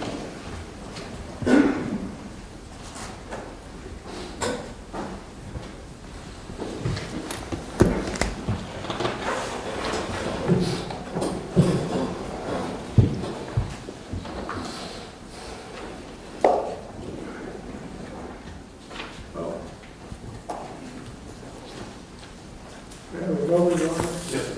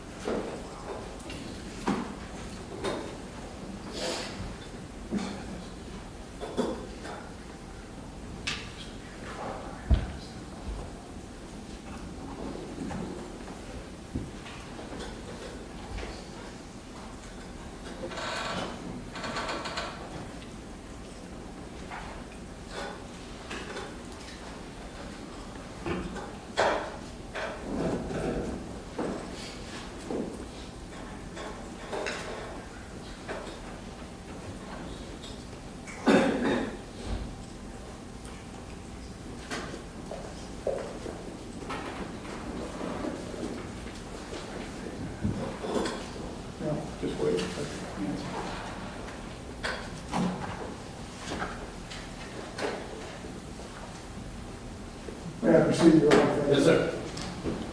You state your name for the record, please, sir. Charles H. Ford. And you're employed by the Jacksonville Sheriff's Office? Yes, sir, I am. How long have you been employed by the Jacksonville Sheriff's Office? 32 years this year. What is your current position with the Jacksonville Sheriff's Office? I'm currently an assistant chief in the Patrol and Enforcement Division of District 6. What does that mean? I'm on the sheriff's staff. I serve at the behest of the sheriff, and I'm a Patrol and Enforcement Supervisor overseeing the district operations for, again, District 6, which in layman's terms is the north side area of Jacksonville, Florida. I apologize if I already asked you. You've been with JSO for how long? 32 years. Okay. And prior to becoming assistant chief, what were you? I've had many positions throughout the sheriff's office, from officer, sergeant, lieutenant. So you've gone up through the ranks? Yes, sir. Okay. And what areas of the Jacksonville Sheriff's Office have you been assigned to? Have you been assigned to patrol, detective division, intelligence, integrity? What basic? You don't have to tell us your whole life story, but just briefly tell us what areas of the Jacksonville Sheriff's Office you've been involved in. Well, 32 years, it's been a long list of items, but yes, sir, patrol is where I started my career, served as an officer of that, various roles as an officer. Went to investigations where I served in the burglary division, property crime division, moved into crimes against persons. As a detective, worked in the homicide unit, left that, went into administration where I worked in the internal affairs unit, and then promoted to supervisor, back to patrol, back to the investigations division again, as a homicide unit supervisor. After that I was promoted to lieutenant, back to patrolling operations, and then back to investigations in the robbery unit as a lieutenant before I was appointed by the sheriff. Okay, great, thank you. Let me draw your attention back to 2002. You were what rank at that time? I was a homicide detective, which an officer position. All right. And how long were you in total in homicide? As a detective, I served 6.5 years as a homicide detective. Can you briefly tell the jury, and there's already been some testimony, so I don't want to get repetitive, but a homicide unit involves what? There's a lieutenant over the homicide unit, and then sergeants under that homicide lieutenant, and then each sergeant has a separate group of 3-4 detectives, is that correct? Yes, sir. The basic plan of the homicide unit is run by a unit commander who is a lieutenant. Underneath, at the time in 2002, at the time there were 5 homicide units, all run by a separate supervisor, sergeant, and then each one of those teams, as we called them back then, was 4 detectives who worked together and would handle individual cases. So you were part of a team that was involved in responding to the case we're going to be talking about, correct? Yes, sir. I was the lead detective in this case. All right. And how do you become the lead detective? Is it just your turn up in terms of that, or is it, how are you assigned to cases? Cases were assigned on a rotational basis. You would be next up, and you would rotate. Okay. Were you the lead detective in the case involving the murders of Glenn Pafford, Elizabeth Smith Reed, and Courtney Nicole Smith? Yes, sir, I was. On July the 24th of 2002, did you respond to the residence located at 7029 Parkwood Drive? Yes, sir, I did. Did you actually go inside the residence? Yes, sir. Okay. When you arrived at the residence, was it already, my term, and maybe the correct, and maybe the incorrect term, was it taped off or cornered off? Was it sealed in some way to prevent people from coming and going inside? Yes, sir. Our patrol division responded first and had secured the scene, which would be with crime scene tape, and would secure that area, cordoned off from the general public. And did you observe some vehicles outside the home? Yes, sir. Did you determine that the vehicles outside the home belonged to Miss Reed and her daughter, Courtney Smith, and then also the other deceased victim there, Glenn Pafford, the truck? Yes, sir. Those 3 vehicles were on the property, yes, sir. Okay. Now, this is probably very simple, and you guys just check the tag or something, or just figured out who was the registered owner of those vehicles? Yes, sere. As part of the investigation, would have been to check the registered owner of those vehicles. So sir, I'm gonna, hopefully it's gonna appear on your screen. I'm gonna show you state exhibit number 1. Yes, Is that sir. appearing on your screen? Yes, sir. Okay. And is that the scene as you recall it when you got there? Yes, sir, as I recall. Okay, it's state exhibit number 1. Is that truck, the Chevy truck, is that what turned out to be whose truck, Mr. Pafford's truck? Victor Pafford, yes, sir. Did you determine whether the keys Mr. Pafford had in his hands, that the jury's already seen a photograph of, had any tie to the truck that was depicted there? Yes, sir. And what was the connection? The keys in Mr. Pafford's hand belong to that vehicle. Did you end up getting the keys from Mr. Pafford's hand and end up turning it over to the family so they could pick it up and you take the truck out of there after it was processed? Yes, sir, ultimately, after we had processed the vehicle, yes, sir. Now, in addition to going to the scene that morning, did you then end up coming back later with one of the crime scene unit detectives, I believe Buchanan, to further process the scene or investigate the scene? My recollection, we made several returns back to the scene before we released it. So you're going in there with, what's the process you go through? Are you going in to determine who committed these murders and then figure out where that person or persons are? Yes, sir, that would be part of a more complex process, yes, sir. Okay. And you determine then some idea of what actually happened or didn't happen, correct? Yes, sir. Okay. As part of that process are cartridge casings or casings recovered from the scene. Yes, sir. Okay. Tell us in very rudimentary, basic understanding for those people who have never fired a firearm that ejects a casing, how that works. We're going to have an expert come, so you don't have to give a detail. But when I'm talking about casings, what am I talking about? Casings is the expelled portion of the bullet, the projectile. There's a projectile and a casing that are put together whenever they go inside a gun. When that gun is fired, a projectile exits the gun through the barrel, and then the casing is usually extracted out of the gun in a semi-automatic weapon. And there's already been photographs shown, so I don't want to belabor this point, but at the scene there were 6 cartridge casings recovered. Yes, sir. Okay. And are those recovered there at the scene by the crime scene unit detectives, or at that time called evidence technicians? Are those eventually put in the Jacksonville Sheriff's Office property room, marked, identified, and eventually taken to the Florida Department of Law Enforcement for analysis? Yes, sir, they were. Are you involved in that, or as a member of your team, or how do those get there? I'm involved with the direction, but somebody else handles the operation. In other words, somebody else would move them and take them to a location. There's a possibility that we would have done that too, one of the members of the team. So in other words, the bottom line is you're getting that evidence that you need to determine whether those casings were fired from one rifle or one firearm of some type, or whether there was 2 firearms or 3, etc., correct? Yes, sir. Also there at the scene, did you end up at some point talking to one of the victim's son, Miss Reed's son, Mr. Rick Smith? Yes, sir. Okay. And at some point, did you determine a possible potential suspect that you would want to be determining whether he was involved or not? Yes, sir. And was that person Pinkney Carter? Yes, sir, it was.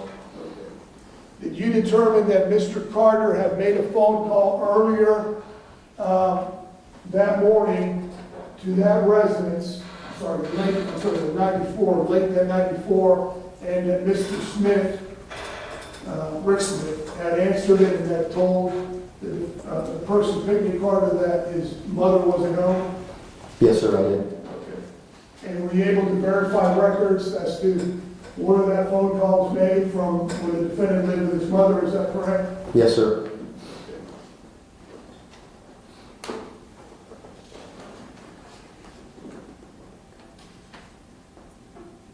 While you were there at the scene itself, did a person by the name of Stephen Carter show up at the scene? Yes, he did. Okay, and did you determine he was in some way related to this person or of interest or a suspect, Pinkney Chip Carter? He was the brother of Pinkney Chip Carter.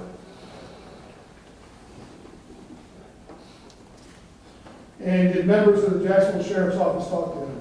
Yes, sir. One of my team members spoke with him, I believe.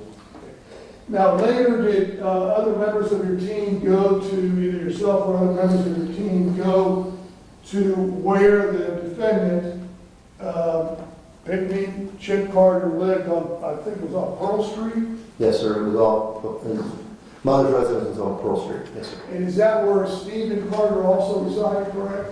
My understanding, yes, sir. Okay. And were some notes recovered there from that scene? Yes, they were. Okay.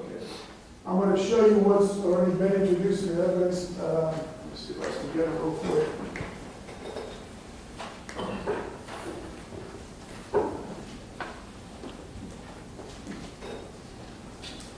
State's Exhibit 57 and 56. Do you recognize these?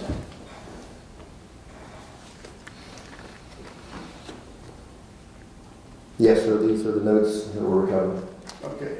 And did you determine that these notes were left there and recovered from that residence, or I think it was from the defendant's somehow, a mother or a sister or some relative of his, correct? As I recall, is either brother turned over the notes to the detectives during our visit. There it is. And those notes read, "I'm sorry, Cindy, I want to be cremated, love Chip," correct? Yes, sir. And the other one was, "Mama, I want to be cremated, I'm sorry, love Chip," correct? Yes, sir. You had no idea who had written that other than what's on here and when they were written or anything like that, correct? No, sir.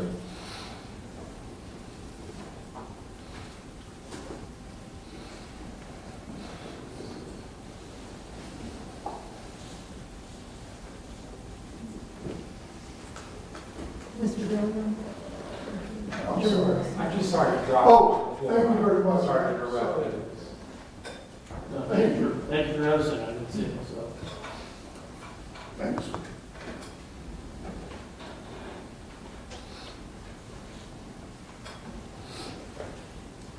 Now, sir, as part of your investigation, did this person, Pinkney Chip Carter, become a person of interest and was a be on the lookout for published by the Jacksonville Sheriff's Office? Yes, sir. We did that. Okay. And specifically, was there a be on the lookout for this individual, but also a vehicle that he would be driving, a truck? Yes, Correct? yes, sir. And did that bolo on the lookout end up going nationwide? Yes, sir. Okay.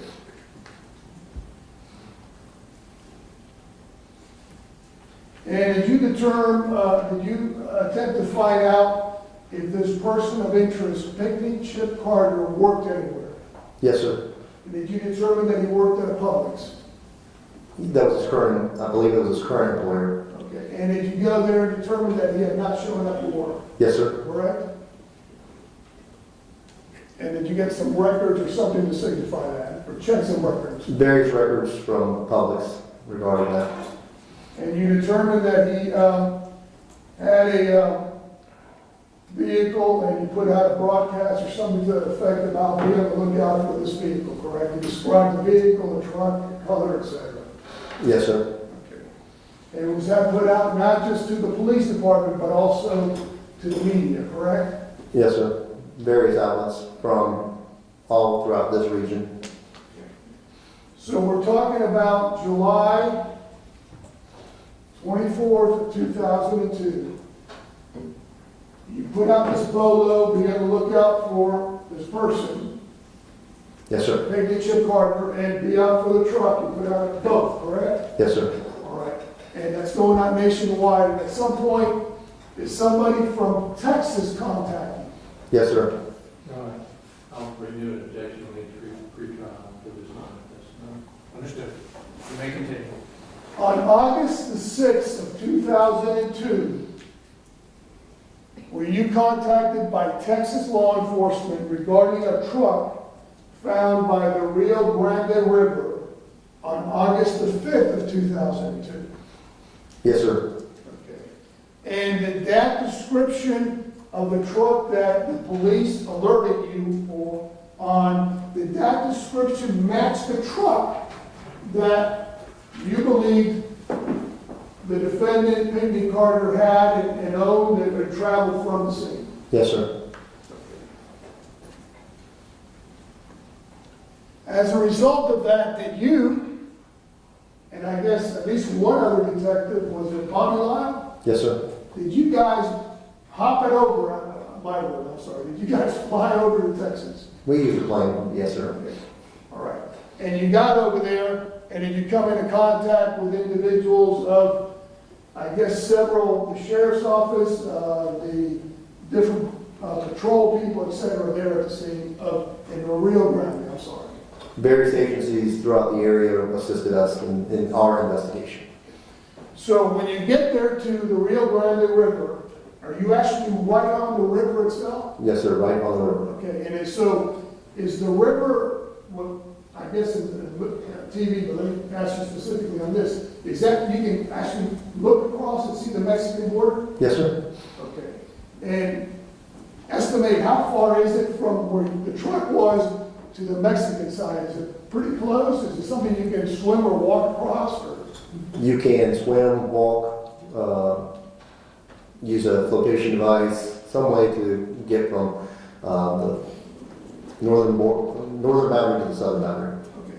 And you determined, based on your investigation and talking to members of the law enforcement, et cetera, all these agencies over there, that the truck was left on the American side and that the person in the truck had gone across the river into Mexico. Yes, sir. Right? And in the process of doing so, had discarded, thrown away a rifle. Is that correct? Yes, sir.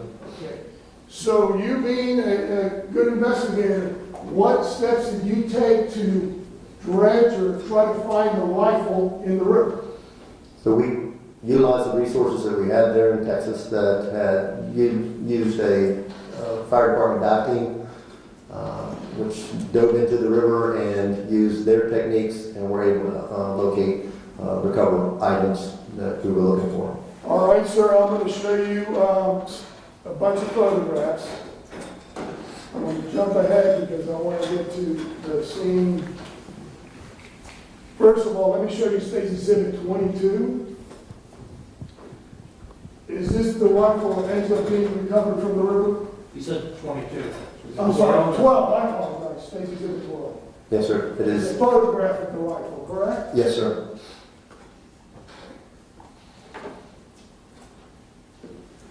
And while we're at it, sir, I'm going to show you the actual exhibit itself, not the photograph.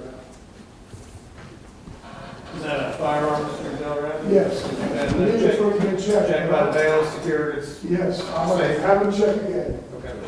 We checked, okay. All right, you good?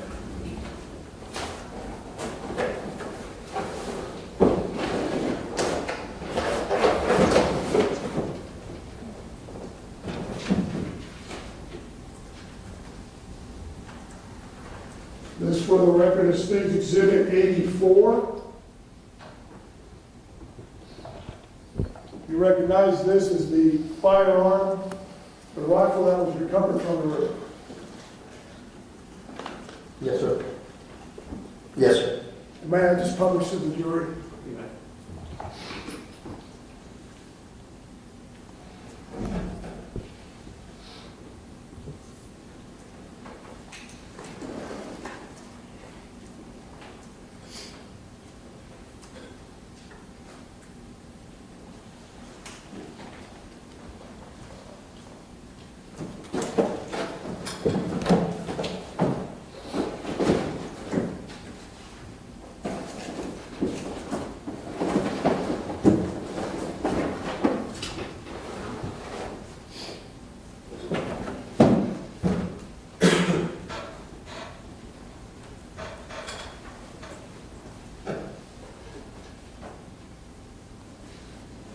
Sir, showing you State's Exhibit 13, 14, and let me go back now to, specifically I want to go to Texas.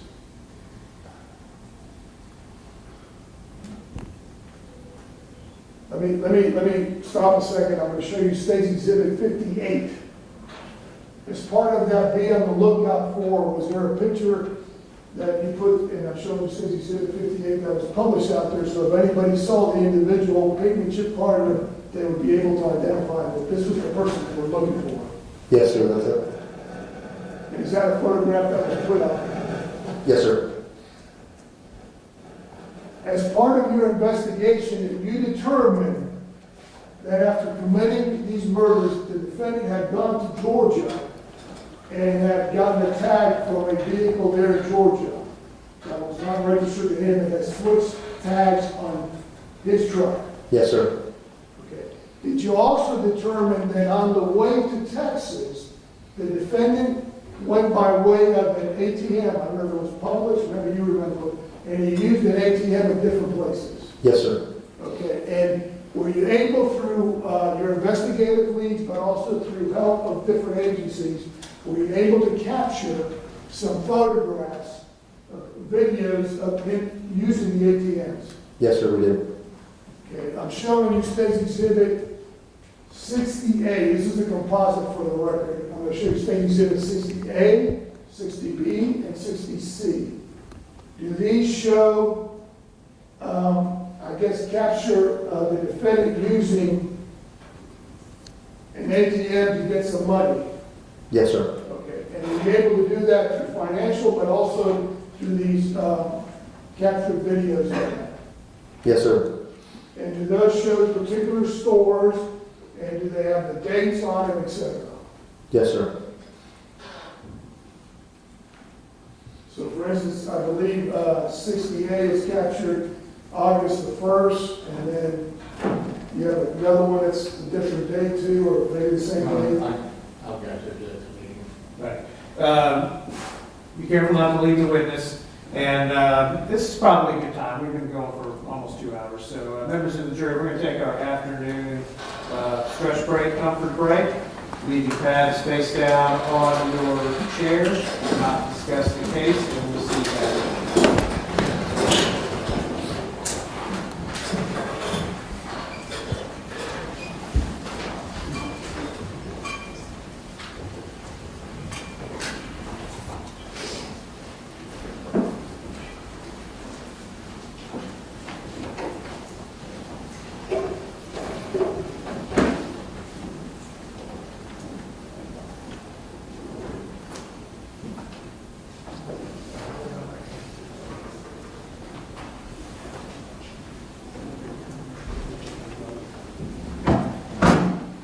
Recess for a few minutes.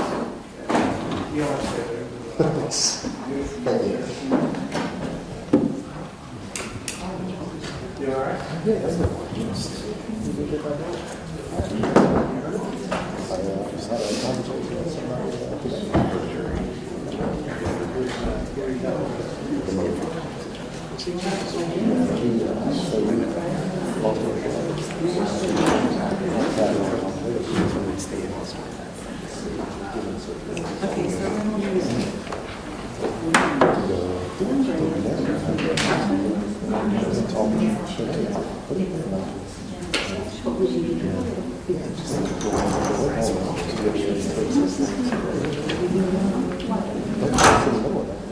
So we developed some options to play this state right now, but it started more than just consulting the office.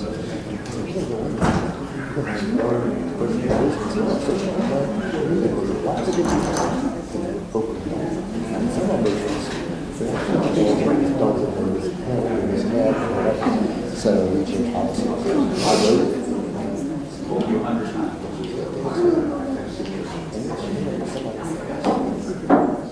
The director actually said, okay, we didn't round him. Because we should have. It's more into a kind of when I submitted, I was like, hey, what is this girl? So as a kid, I was changed as well.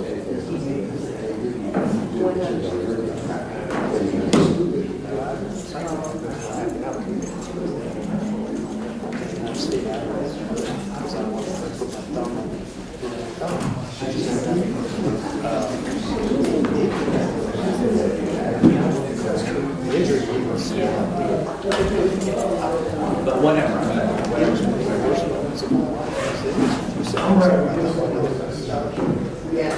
Fortunately, I remembered that I had this spread.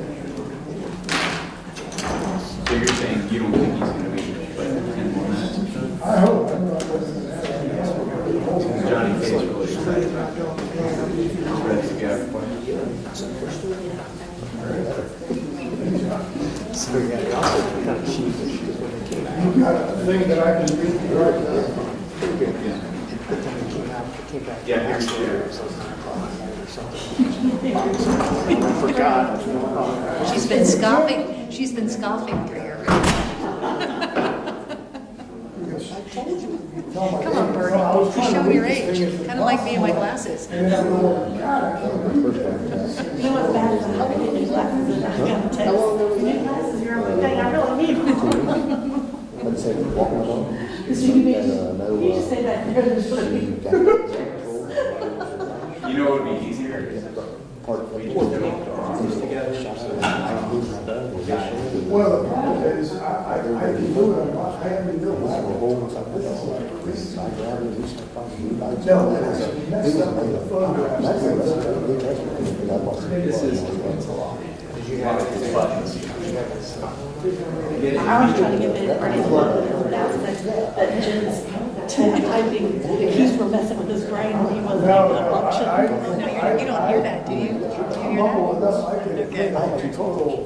No, you don't. You, Oh, do you, listen. is that distracting? Is that distracting? Are you typing? No, I haven't heard. Okay. Because I can do. Sorry.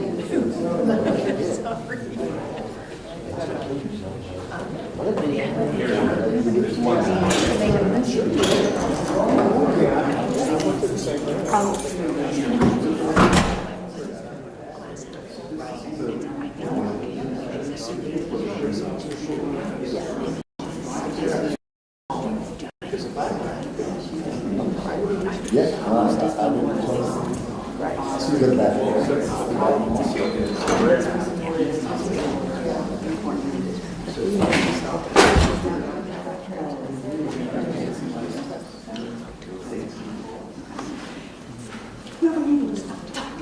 I'm sorry, I haven't seen my else right now.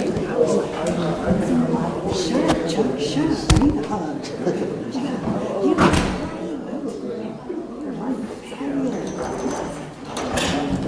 Your doctor's done anyway. Oh, but he looks sour. You said that, you didn't have it crazy? Did I kill her? Well, she's crazy, she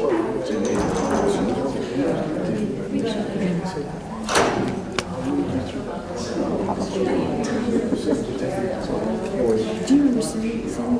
Sierra, you're not, are we straight right now?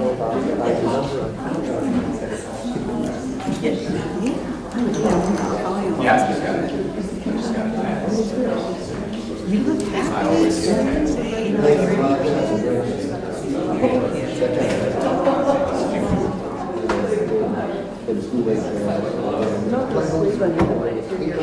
Oh, yeah. And Linda's loving every minute of it, and she likes me very much.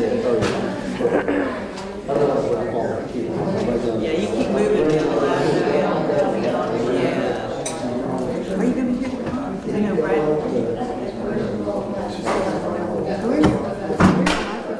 I know Brad. Remember the one? So there's one on the with Brad wanted to see if it was possible. Yeah, I'm gonna try to.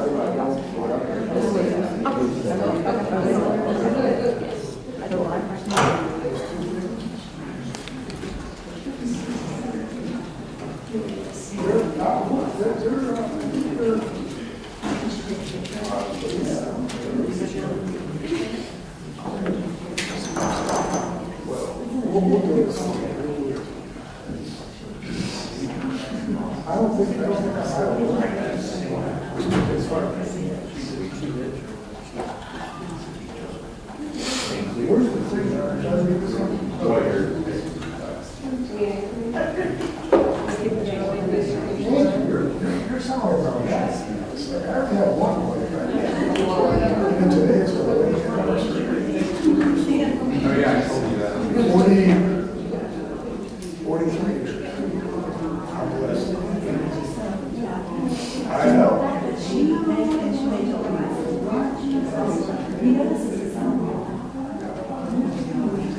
can't tell all that talent. What do you think he got?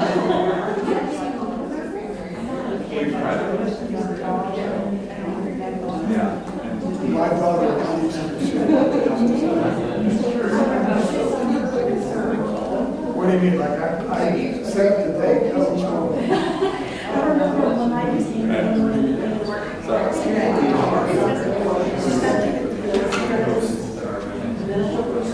I think I got him started.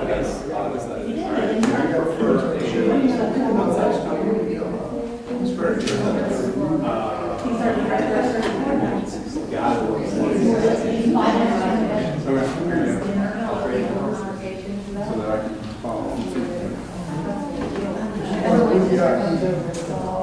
Listen, we have the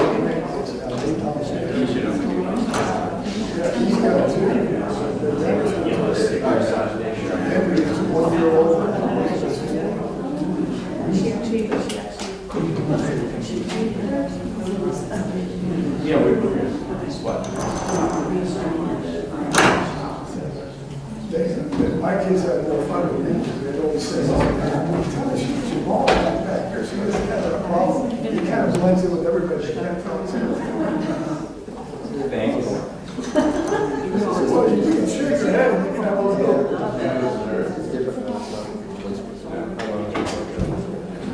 The whole administration. But we're doing a remodel. We're in the midst of a remodel project. It's my semi. I know, but we can't. My husband decided he didn't want to marry anymore. So we have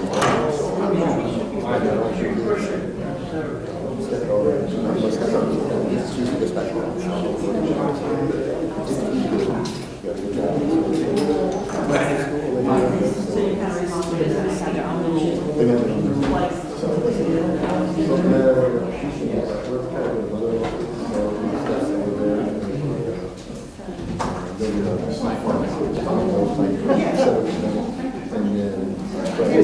It'll be interesting. It's just. They all have those. I'm sure you are.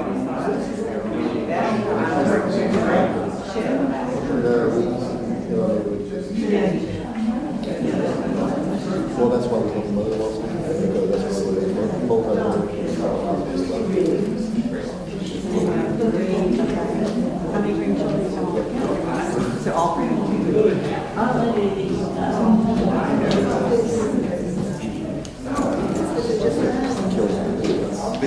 My daughter. He's one of those guys.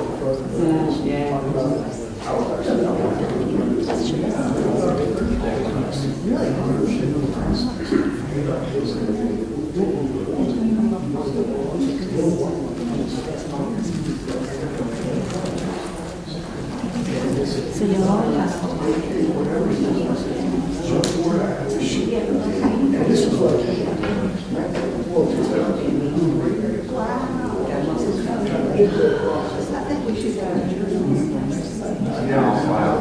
Or whatever.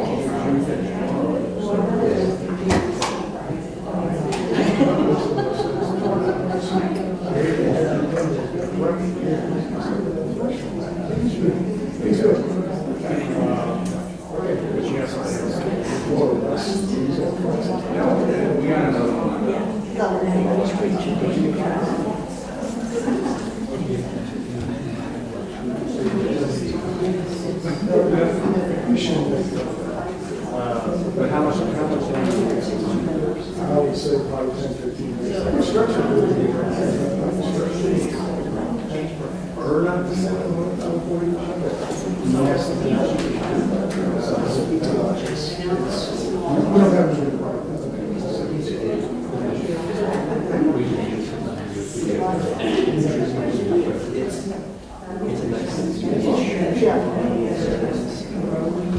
So it's still good. We got bad news for you, John. Sorry. Somebody apparently is yes. We appreciate it. Well, everybody's looking forward to it. I mean, it's like, you're quite a reputation. Check. You need to get that from us.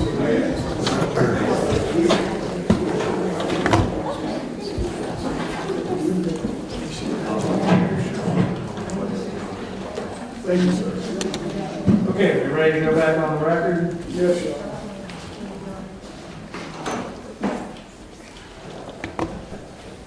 Okay, we had been discussing some scheduling matters, which I don't even know if we need to talk about this, but we're going to finish up for the day after this witness, okay? Yes, sir. And we'll start up, as I told the parties, I'm going to do drug court tomorrow morning at 8, and we'll start the trial back up at 9. And the state does, at this point, still anticipate that you can conclude your presentation tomorrow. Yes, sir. And then we'll start with the defense case on Monday, right? Yes, sir. Okay. We're ready for the jury to come back? Yes, sir.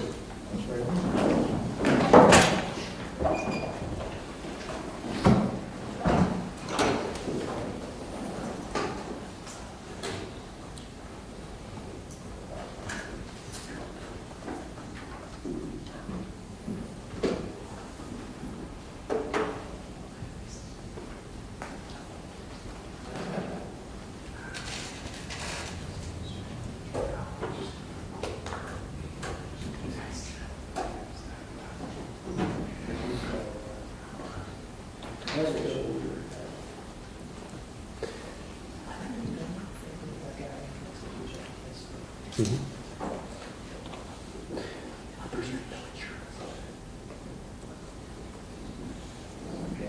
people have it on their own, some people don't. Mhm.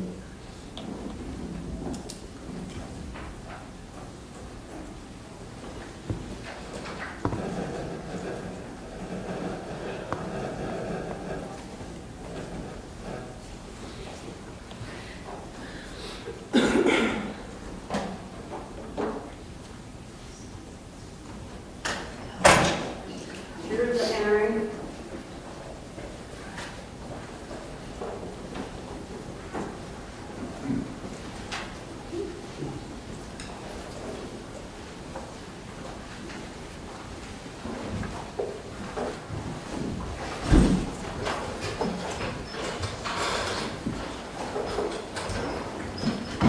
Thank you, everyone. May be seated, and Mr. Del Roundy, you can continue with your direct examination of Chief Ford. Chief Ford, I was asking you about the be on the lookout for a bolo regarding Pinkney Carter, and I think I made reference to State Exhibit 58, the photograph that was published, correct? Yes, sir, it is. And you were notified that the Texas officials had found, located a truck, and there was evidence to indicate that a person matching the description of the defendant, Pinkney Carter, had been seen crossing the Rio Grande and was detained by Mexico officials on that side, correct? Yes, sir, that's correct. And then you ended up going to Texas with Detective Lyle. Yes, sir. And you came into contact with Texas officials over there, correct? Yes, sir, we did. And would that have been, was that Star Sheriff's Office, or you don't know? Stark County Sheriff's Office is one of the main resources we use. Yes, sir. And then, and I jumped ahead in terms of showing the rifle that was recovered, but you took some steps to recover the rifle based on the indication that he had thrown the rifle into the Rio Grande, right? Yes, sir, that's So correct. did you actually have a dive team go into the Rio Grande where you were trying to recover the rifle? Yes, sir.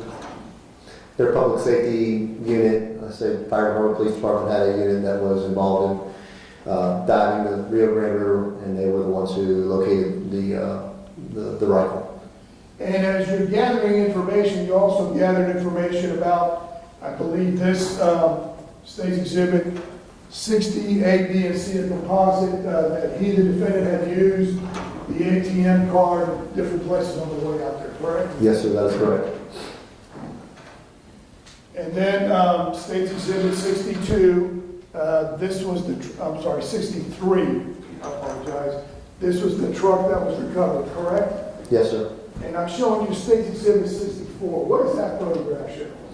That is an area where that is the Rio Grande River is what you're looking at on the northern border.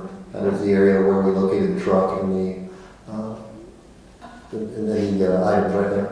Okay.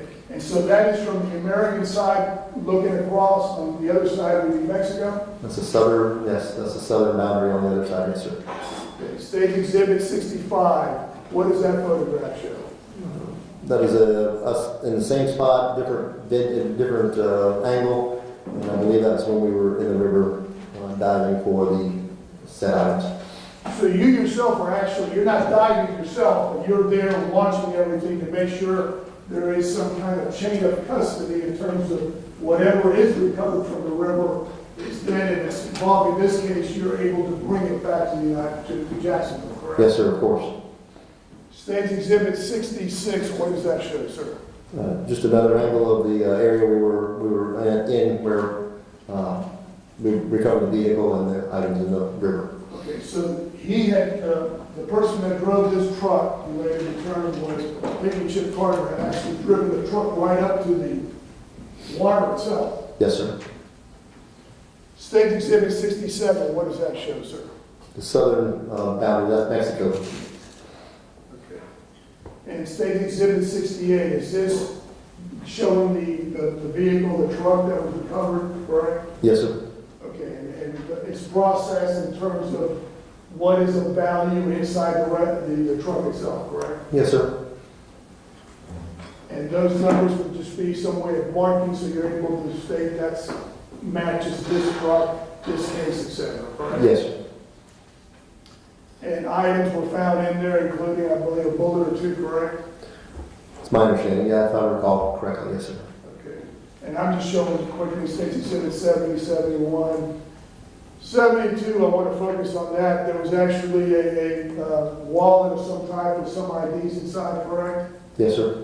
And one of the IDs was Pinkney Carter, correct? Yes, sir.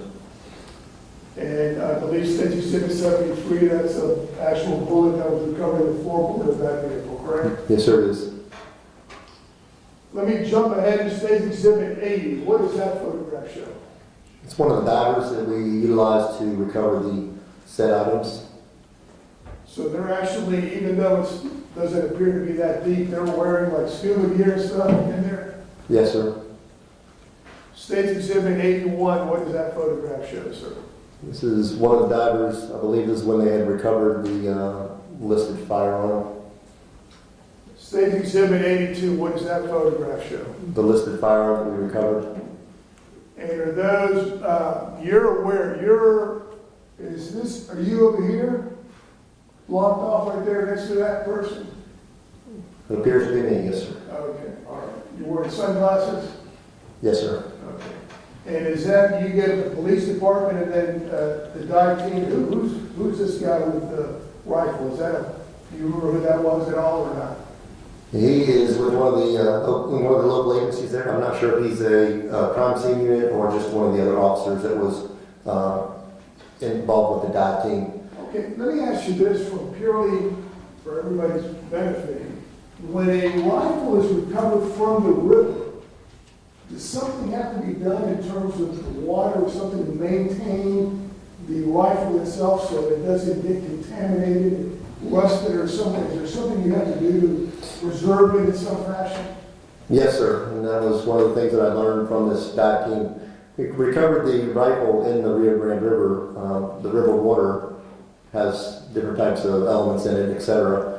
For us to preserve that rifle, we had to actually secure that rifle in a encasement that was able to put the water and the rifle together. We did that so we could bring that back, get it to the lab so there would not be contamination such as rust or any other elements affect that rifle in its operation. So you get some of the water from the actual river in? Yes, sir. Okay, States Exhibit 83, does that show some of that what you just talked about? Yes, sir. That was the idea, was to bring the rifle back in a PVC container, which the rifle was placed in along with the water to maintain its integrity. And so then you and Detective Lyle make sure that's all packaged properly. There is a witness, and this is the back of your head right here, right? That's you. It's the back of my head, yes, sir. Right. So it actually shows that you're there. In terms of your actual eyewitness would be recovered. Yes, sir. Okay. And States 12, I think I already showed that. That's the actual photograph. Did you take that photograph? Or No, sir. That's probably taken in the lab whenever it was brought back. All right. So you just jumped ahead to what I was going to ask you is, you bring back that rifle in the water or the PVC with water in it. What do you do with it? So we brought that rifle back on the Jacksonville Sheriff's Office private plane that we have that flew us out there. We brought the evidence back, and it was immediately taken to the lab for processing. And in terms of that piece of evidence, when you bring it back, you turn it over to FDA Elite for processing. Yes, sir. And the purpose of that is to try to determine if the casings that were recovered at the scene are some way matched or related to that firearm. Is that correct? Yes, sir. Now, you ended up going into Mexico itself, right? Yes, sir. And coming into contact with the Mexican officials, is that correct? Yes, sir. I did. Okay. And then, at some point, you found out later that the defendant was no longer in Mexico, correct? Yes, sir. That's correct. Mexican authorities had detained him, but they were no longer detaining him, correct? Yes, sir. That's correct. All right, okay. And in fact, I think you were informed sometime around Christmas Eve or something of that year, December 24, 2002, correct? Christmas Eve, yes, sir. And then, so you then reinitiated to be on the lookout correct, regarding this defendant, correct? Yes, sir, we did. And I apologize if I already asked you this. As part of your investigation also, when you recovered, not you, when members of the Texas Police Department, law enforcement agencies, when they recovered the truck, that they determined that that truck had a different tag that was not assigned to the truck. Yes, sir, we did. And did you determine where that tag came from? The tag came from an address in Georgia. And did you determine that the person that was the owner of the vehicle that that tag was attached to was in some way knew the defendant? And the defendant apparently had gone over there, got the tag from that vehicle and put it on his truck so that he wouldn't be caught. That is correct. Now, in terms of recovering that rifle itself, you brought it back to Jacksonville for the Florida Department of Law Enforcement to do analysis on it. Do you also try to identify in some way the rifle itself, whether it's connected or owned at any time or belonging to a person that we're talking about, Pinkney Carter? Yes, sir, I did. And did you do that by way of the serial number on that rifle to determine where that rifle had been bought, where it was bought, etc.? Yes, sir, we consulted with the Alcohol, Tobacco, and Firearms, a federal agency that manages firearms, and they were able to give us the information regarding that rifle. So you were able to trace back that that rifle was bought, where was it, in Oklahoma, or where was it that it was bought? I believe the state was Oklahoma, at a sporting goods store. And did you end up recovering or obtaining possession of those items, and they're in evidence already, but let me just briefly show it to you. I'm showing you for the purposes of the record, State's Exhibit 85, 86, 87. Do you recognize these as documents from, I guess it's ATNF, or you tell me I can't, I'm not going to testify. This is the Department of Justice, the Bureau of Alcohol, Tobacco, Firearms, and Explosives, which is our federal agency that manages firearms. And these are all documents indicating this information is firearm. Okay. And then you also were able to determine, I'm showing you State Exhibit 88, military service records of the defendant, correct? No, yes, sir.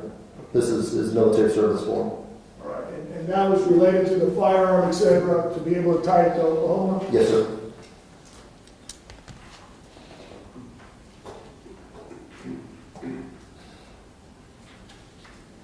As part of your investigation also, were you involved in subpoenaing and getting records, phone records, to try to establish the defendant, whether he had any contact with Elizabeth Reed, et cetera, how many phone calls were made, et cetera? Did you get some kind of records to that? Yes, sir.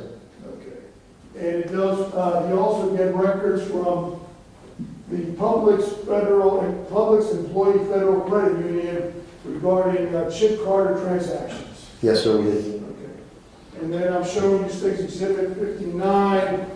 Does that show in terms of when money was taken out or when the card, whatever was used? Is that correct? Yes, sir.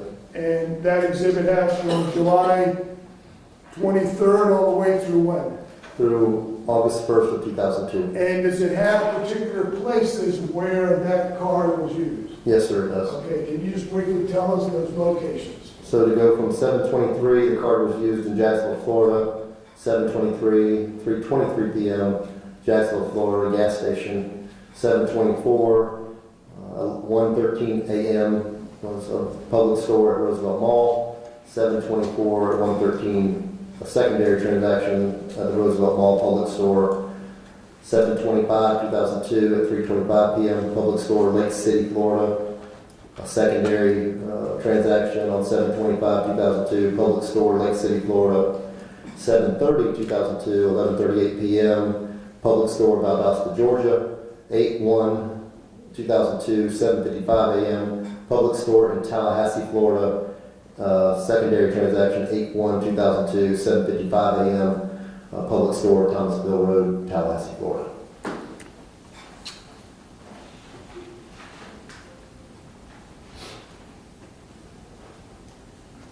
And by way of the phone records that you recovered for Elizabeth Reed's phone at Barwood Drive, et cetera, were you able to unequivocally state that, or establish that the phone call that was made by the defendant that Mr. Smith, or Rick Smith, had talked about matched up? Yes, sir, they did. Okay.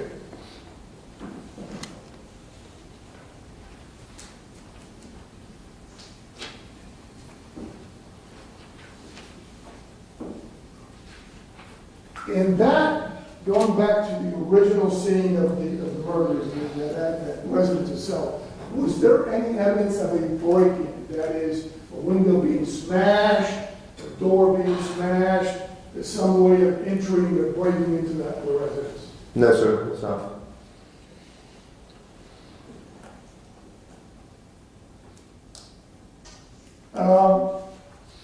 Did you end up at some point, you mentioned the bolo or be on the lookout for continued. At some point, were you informed that contact was made with the defendant, Pinkney Carter, in Kentucky? Yes, sir. Okay. And were you alerted by somebody from Kentucky Police Department or State Police that they had made contact with the defendant? Yes, sir. And did you subsequently end up flying to Kentucky and having yourself contact with the defendant? I did. And was he brought back to Jacksonville? Yes, sir, it was. And was he officially arrested, et cetera, for the murders of Glenn Pafford, Elizabeth Smith, Reed Smith, and Courtney Smith? Yes, sir, it was.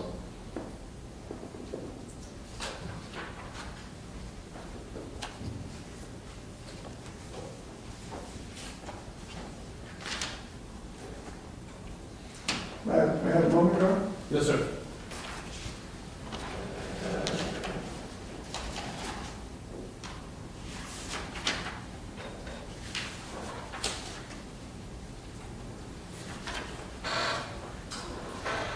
I believe there's a map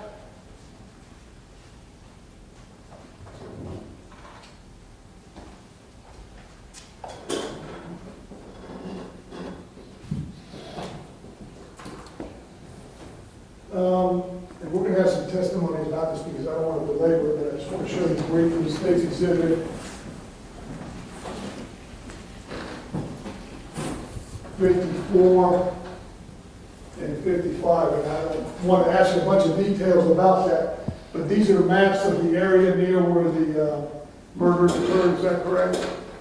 Residents and stuff around Barwood Drive, et cetera? Yes, sir. Okay.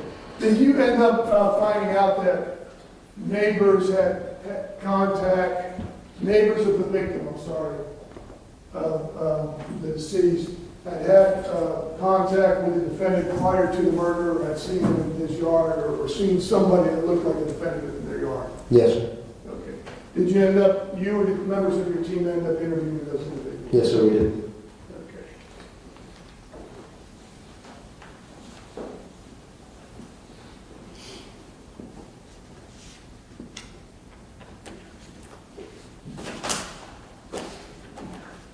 As part of your investigation, when you were investigating the scene itself at the very beginning, did you become aware that Mr. Packard owned a firearm? Yes, we did. And did you determine, and did you end up finding where that firearm was at the time of the murders? The firearm was located inside his vehicle, locked vehicle, I think. Okay. Was there any evidence that that firearm was used in any way related? No, sir, it was not. Thank you, Your Honor, if I have a moment. Yes, sir. I don't have any further questions at this time. Okay, Ross?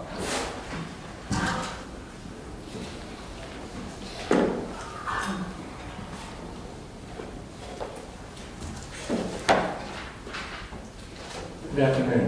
Afternoon, sir. Keith Ford. May I approach the witness, Your Honor? You may.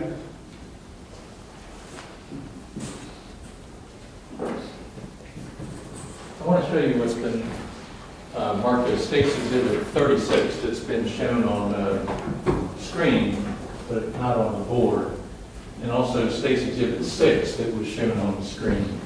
May I ask, well, I guess we can see it from First, let me show you this State's Exhibit 6, which has been identified as Mr. Pafford. Would you agree that he's up against French doors? Yes, sir, he is. And that the doors open inward, inside the house? They do open, yes, sir. And that you wouldn't be able to open them unless Mr. Pafford was moved? True. And to relate those doors to this map, is it true that, this is hard to do. Is it true that these are the French doors that are in the living room? Here's the front door to the living room. These are the French doors that go out into the family room from the living room. Yes, sir, they are. And if you were able to get out the French doors, then you could go through the rest of the family room and out some sliding glass doors. Yes, sir. And those sliding glass doors could take you to the backyard. They could, yes, sir. But with Mr. Pafford in this position, you could not go out the French doors. No, sir, you could not.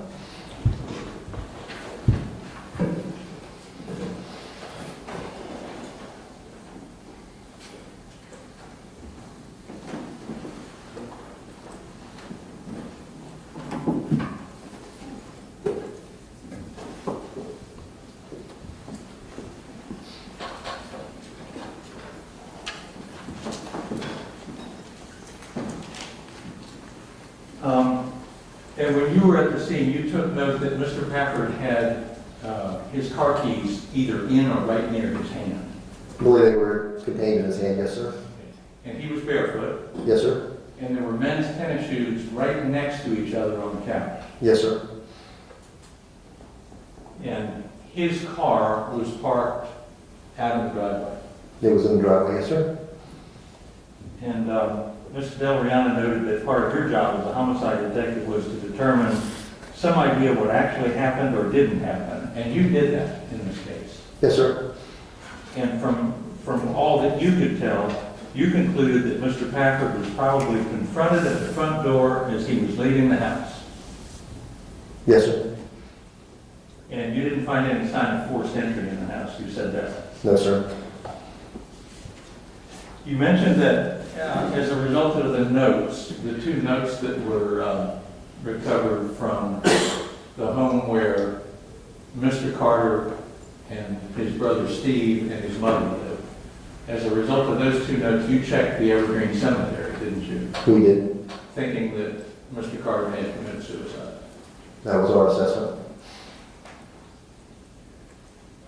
The contact that you had with Steve Carter, Mr. Carter's brother, that was that morning at the home, just within a couple of hours after this happened. Yes, sir.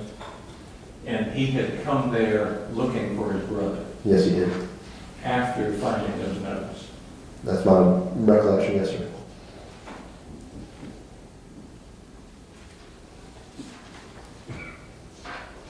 I want to ask about your contact with Rick Smith, the 14-year-old. You talked to him, didn't you? Yes, sir. And isn't it true that Richard Smith told you that the voice he heard saying, "Oh my God, call 911," was his mother's voice? That was my recollection, yes, sir. And then, isn't it true that later he told you that it was a woman's voice? I believe so. And then still later told you that it was possibly Courtney's voice? Yes, sir. He wasn't certain about who it was. Is that right? He was not certain.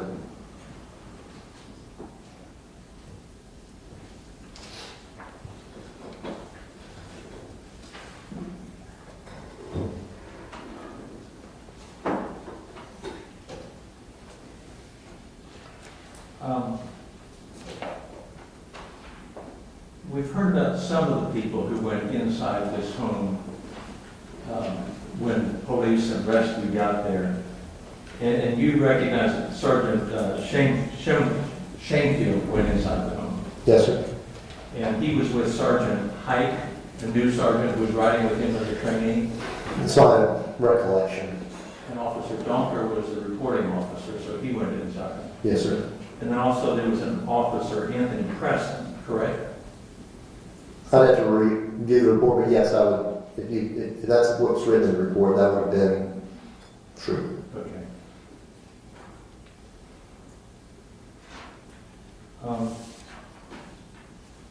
The ATM transactions that you identified, those were all ATM transactions with Mr. Carter using his own ATM card, correct? My understanding, yes, He sir. didn't have a stolen card that he used. No, sir.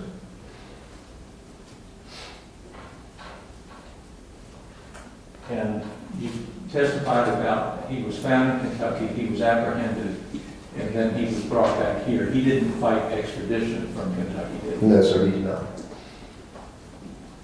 The rifle that was found in the river, you said that a dive team found it, but you also said you could walk across that river. They used a dive team because they had to get down to where their eyes could see in the mud. Is that right? My recollection is you couldn't see the bottom of the Rio Grande River even today. 20 years ago. Even though you could stand up. You could stand up there, you couldn't see the bottom.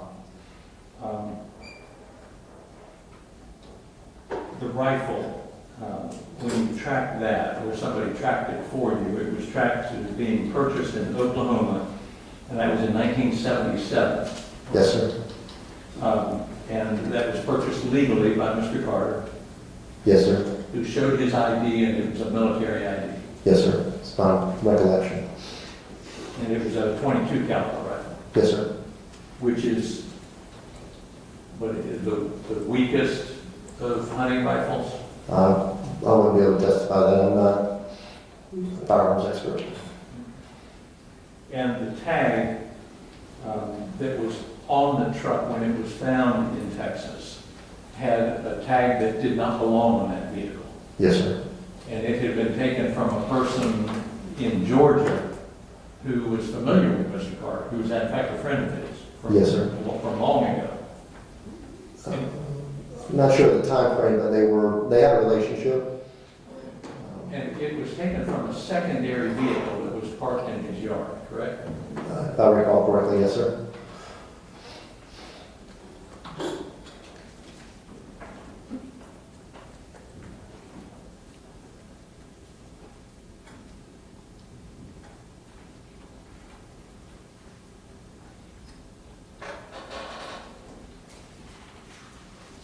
Oh, and one more thing about Rick Smith. When you talked to him, he told you that at first that he had heard a vehicle leave after the shooting. I believe he had some recollection of that, but Okay. And did that change later? I think it may have changed as well, yes, sir.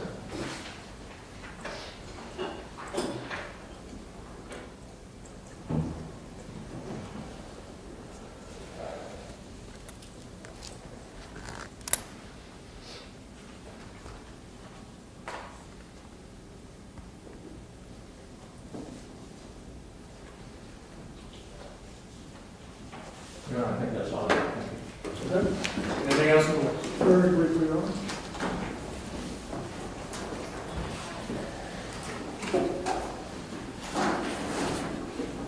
Mr. Chipperfield asked you in terms of what you believed in terms of to determine what happened. Is it your belief as to which one was shot first? Did you have a determination in your investigation as to which one you believe was shot first? You asked for my assessment of what I saw. Yes, I believe Mr. Packard, victim Packard was shot first, and then secondarily, victim Smith, and then victim Reed. The mother was shot second and then, okay. Yes, sir. And Mr. Chipperfield asked you about the vehicle, whether anybody, in terms of vehicle leaving, you had talked to Rick Smith, et cetera. In terms of witnesses there, that is neighbors, aside from the people that had seen the defendant on prior occasion in their yard, that morning, did any neighbors say they saw a vehicle in the front leaving right after the shooting? No, sir. And regarding your interview of Rick Smith, was he pretty distraught even when you interviewed him a day or two later? Yes, sir. My recollection. And I believe, it's already been pointed out, he stated he felt that the voice was a sister that he said is his mother, correct? Yes, sir. And you would agree that he was traumatized because of what happened in terms of being able to relate what happened? I believe so. Okay. Thank you. No further questions. Okay. Thank you, sir. You're free to go.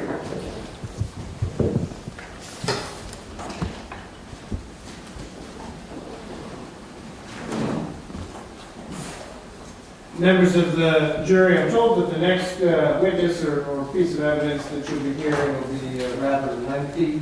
So I think we'll go ahead and send you home for the evening and start fresh in the morning.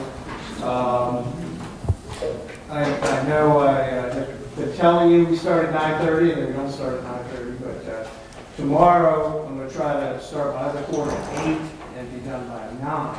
That's my plan. So I'm going to ask you to come back tomorrow morning at 9 o'clock and we'll continue with the proceedings. Remember, when you leave here tonight, do not discuss the case with anyone. Don't let anybody discuss it with you. Once again, I am not telling you not to watch television. I am telling you, don't watch local news tonight. Or look up local news on the internet. National news probably fine, but just stay away from anything that might get you into contact with any reporting on the case. Once again, and I'll ask you about it in the morning, but at any time, if you find that you've been accidentally exposed to any coverage of the case, make sure that you let us know. Thank you very much for your continued attention to the case. Just leave your pads face down on your chairs. They will be there when you come back in the morning. So we'll see you tomorrow morning at 9 o'clock. Yes, sir. Should we be in the jury room, guys? Yeah, I think normally what happens with trials is the bailiffs tell you to be here a half hour before I tell you to be here. Is that still what y'all do? Yes, sir. So they're going to tell you to be here at 8:30. As you know, getting into the building takes a little while. Thank you very much.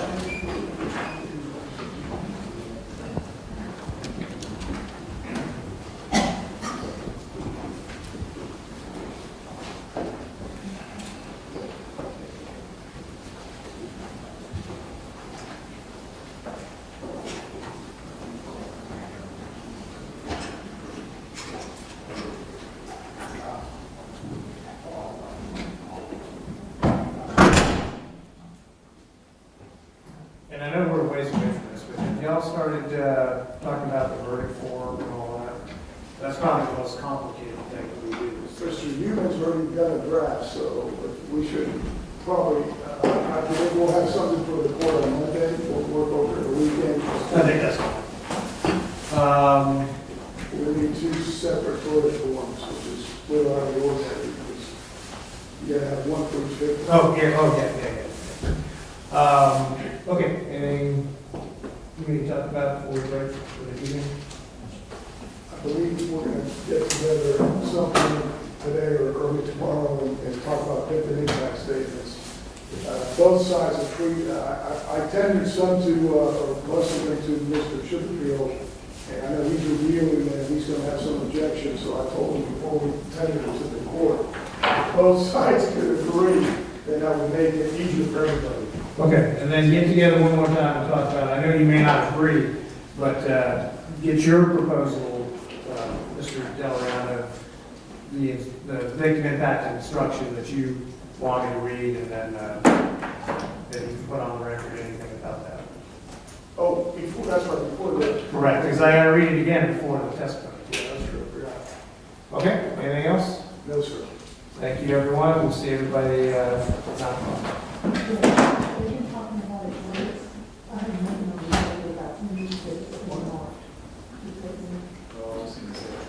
Stay on record. Madam Court Reporter has indicated, and I think this is right, when you've been talking about exhibits, states exhibit 62, whatever, I don't think we ever did anything on the record at the beginning of the proceedings.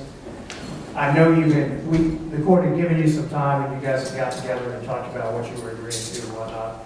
But if you want to do that now, for a court reporter, to talk about what you stipulated to? Is that what you're saying? Yes, there's nothing on the record, I didn't have a remark.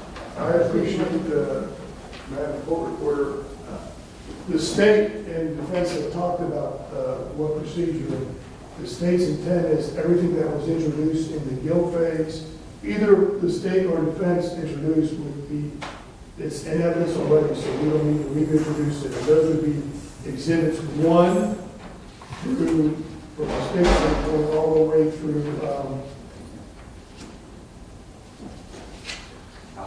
He needs to say it. Yeah.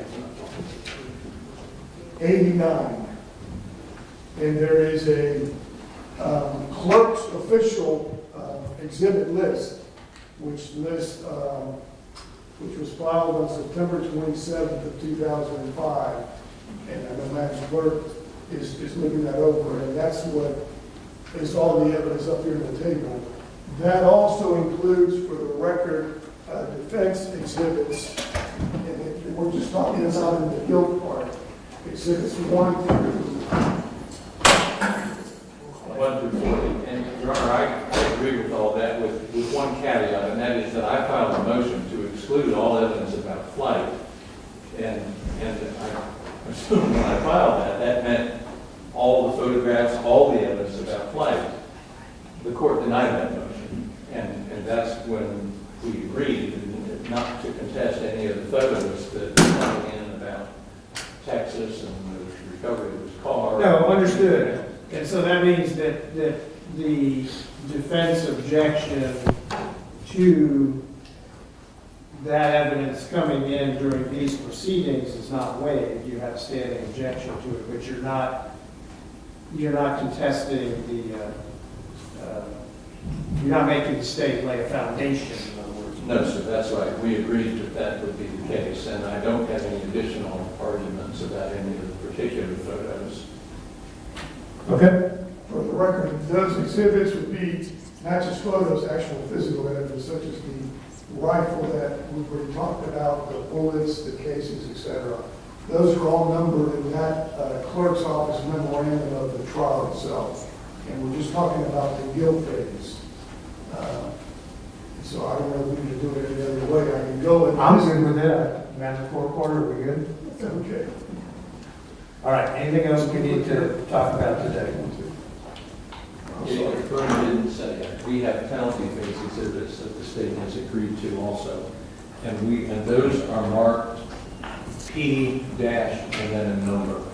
And when we refer to them, since they're going to come in, we're not going to refer to the identification letters. They're distinguished from the trial exhibits because those just have a straight number. Our penalty phase exhibits are P dash and then the number. And these are different than what you introduced in the previous one. They're the same, but we have additional exhibits that we will mark sequentially after the P1 through whatever it is. So how many penalty phase exhibits did you introduce previously?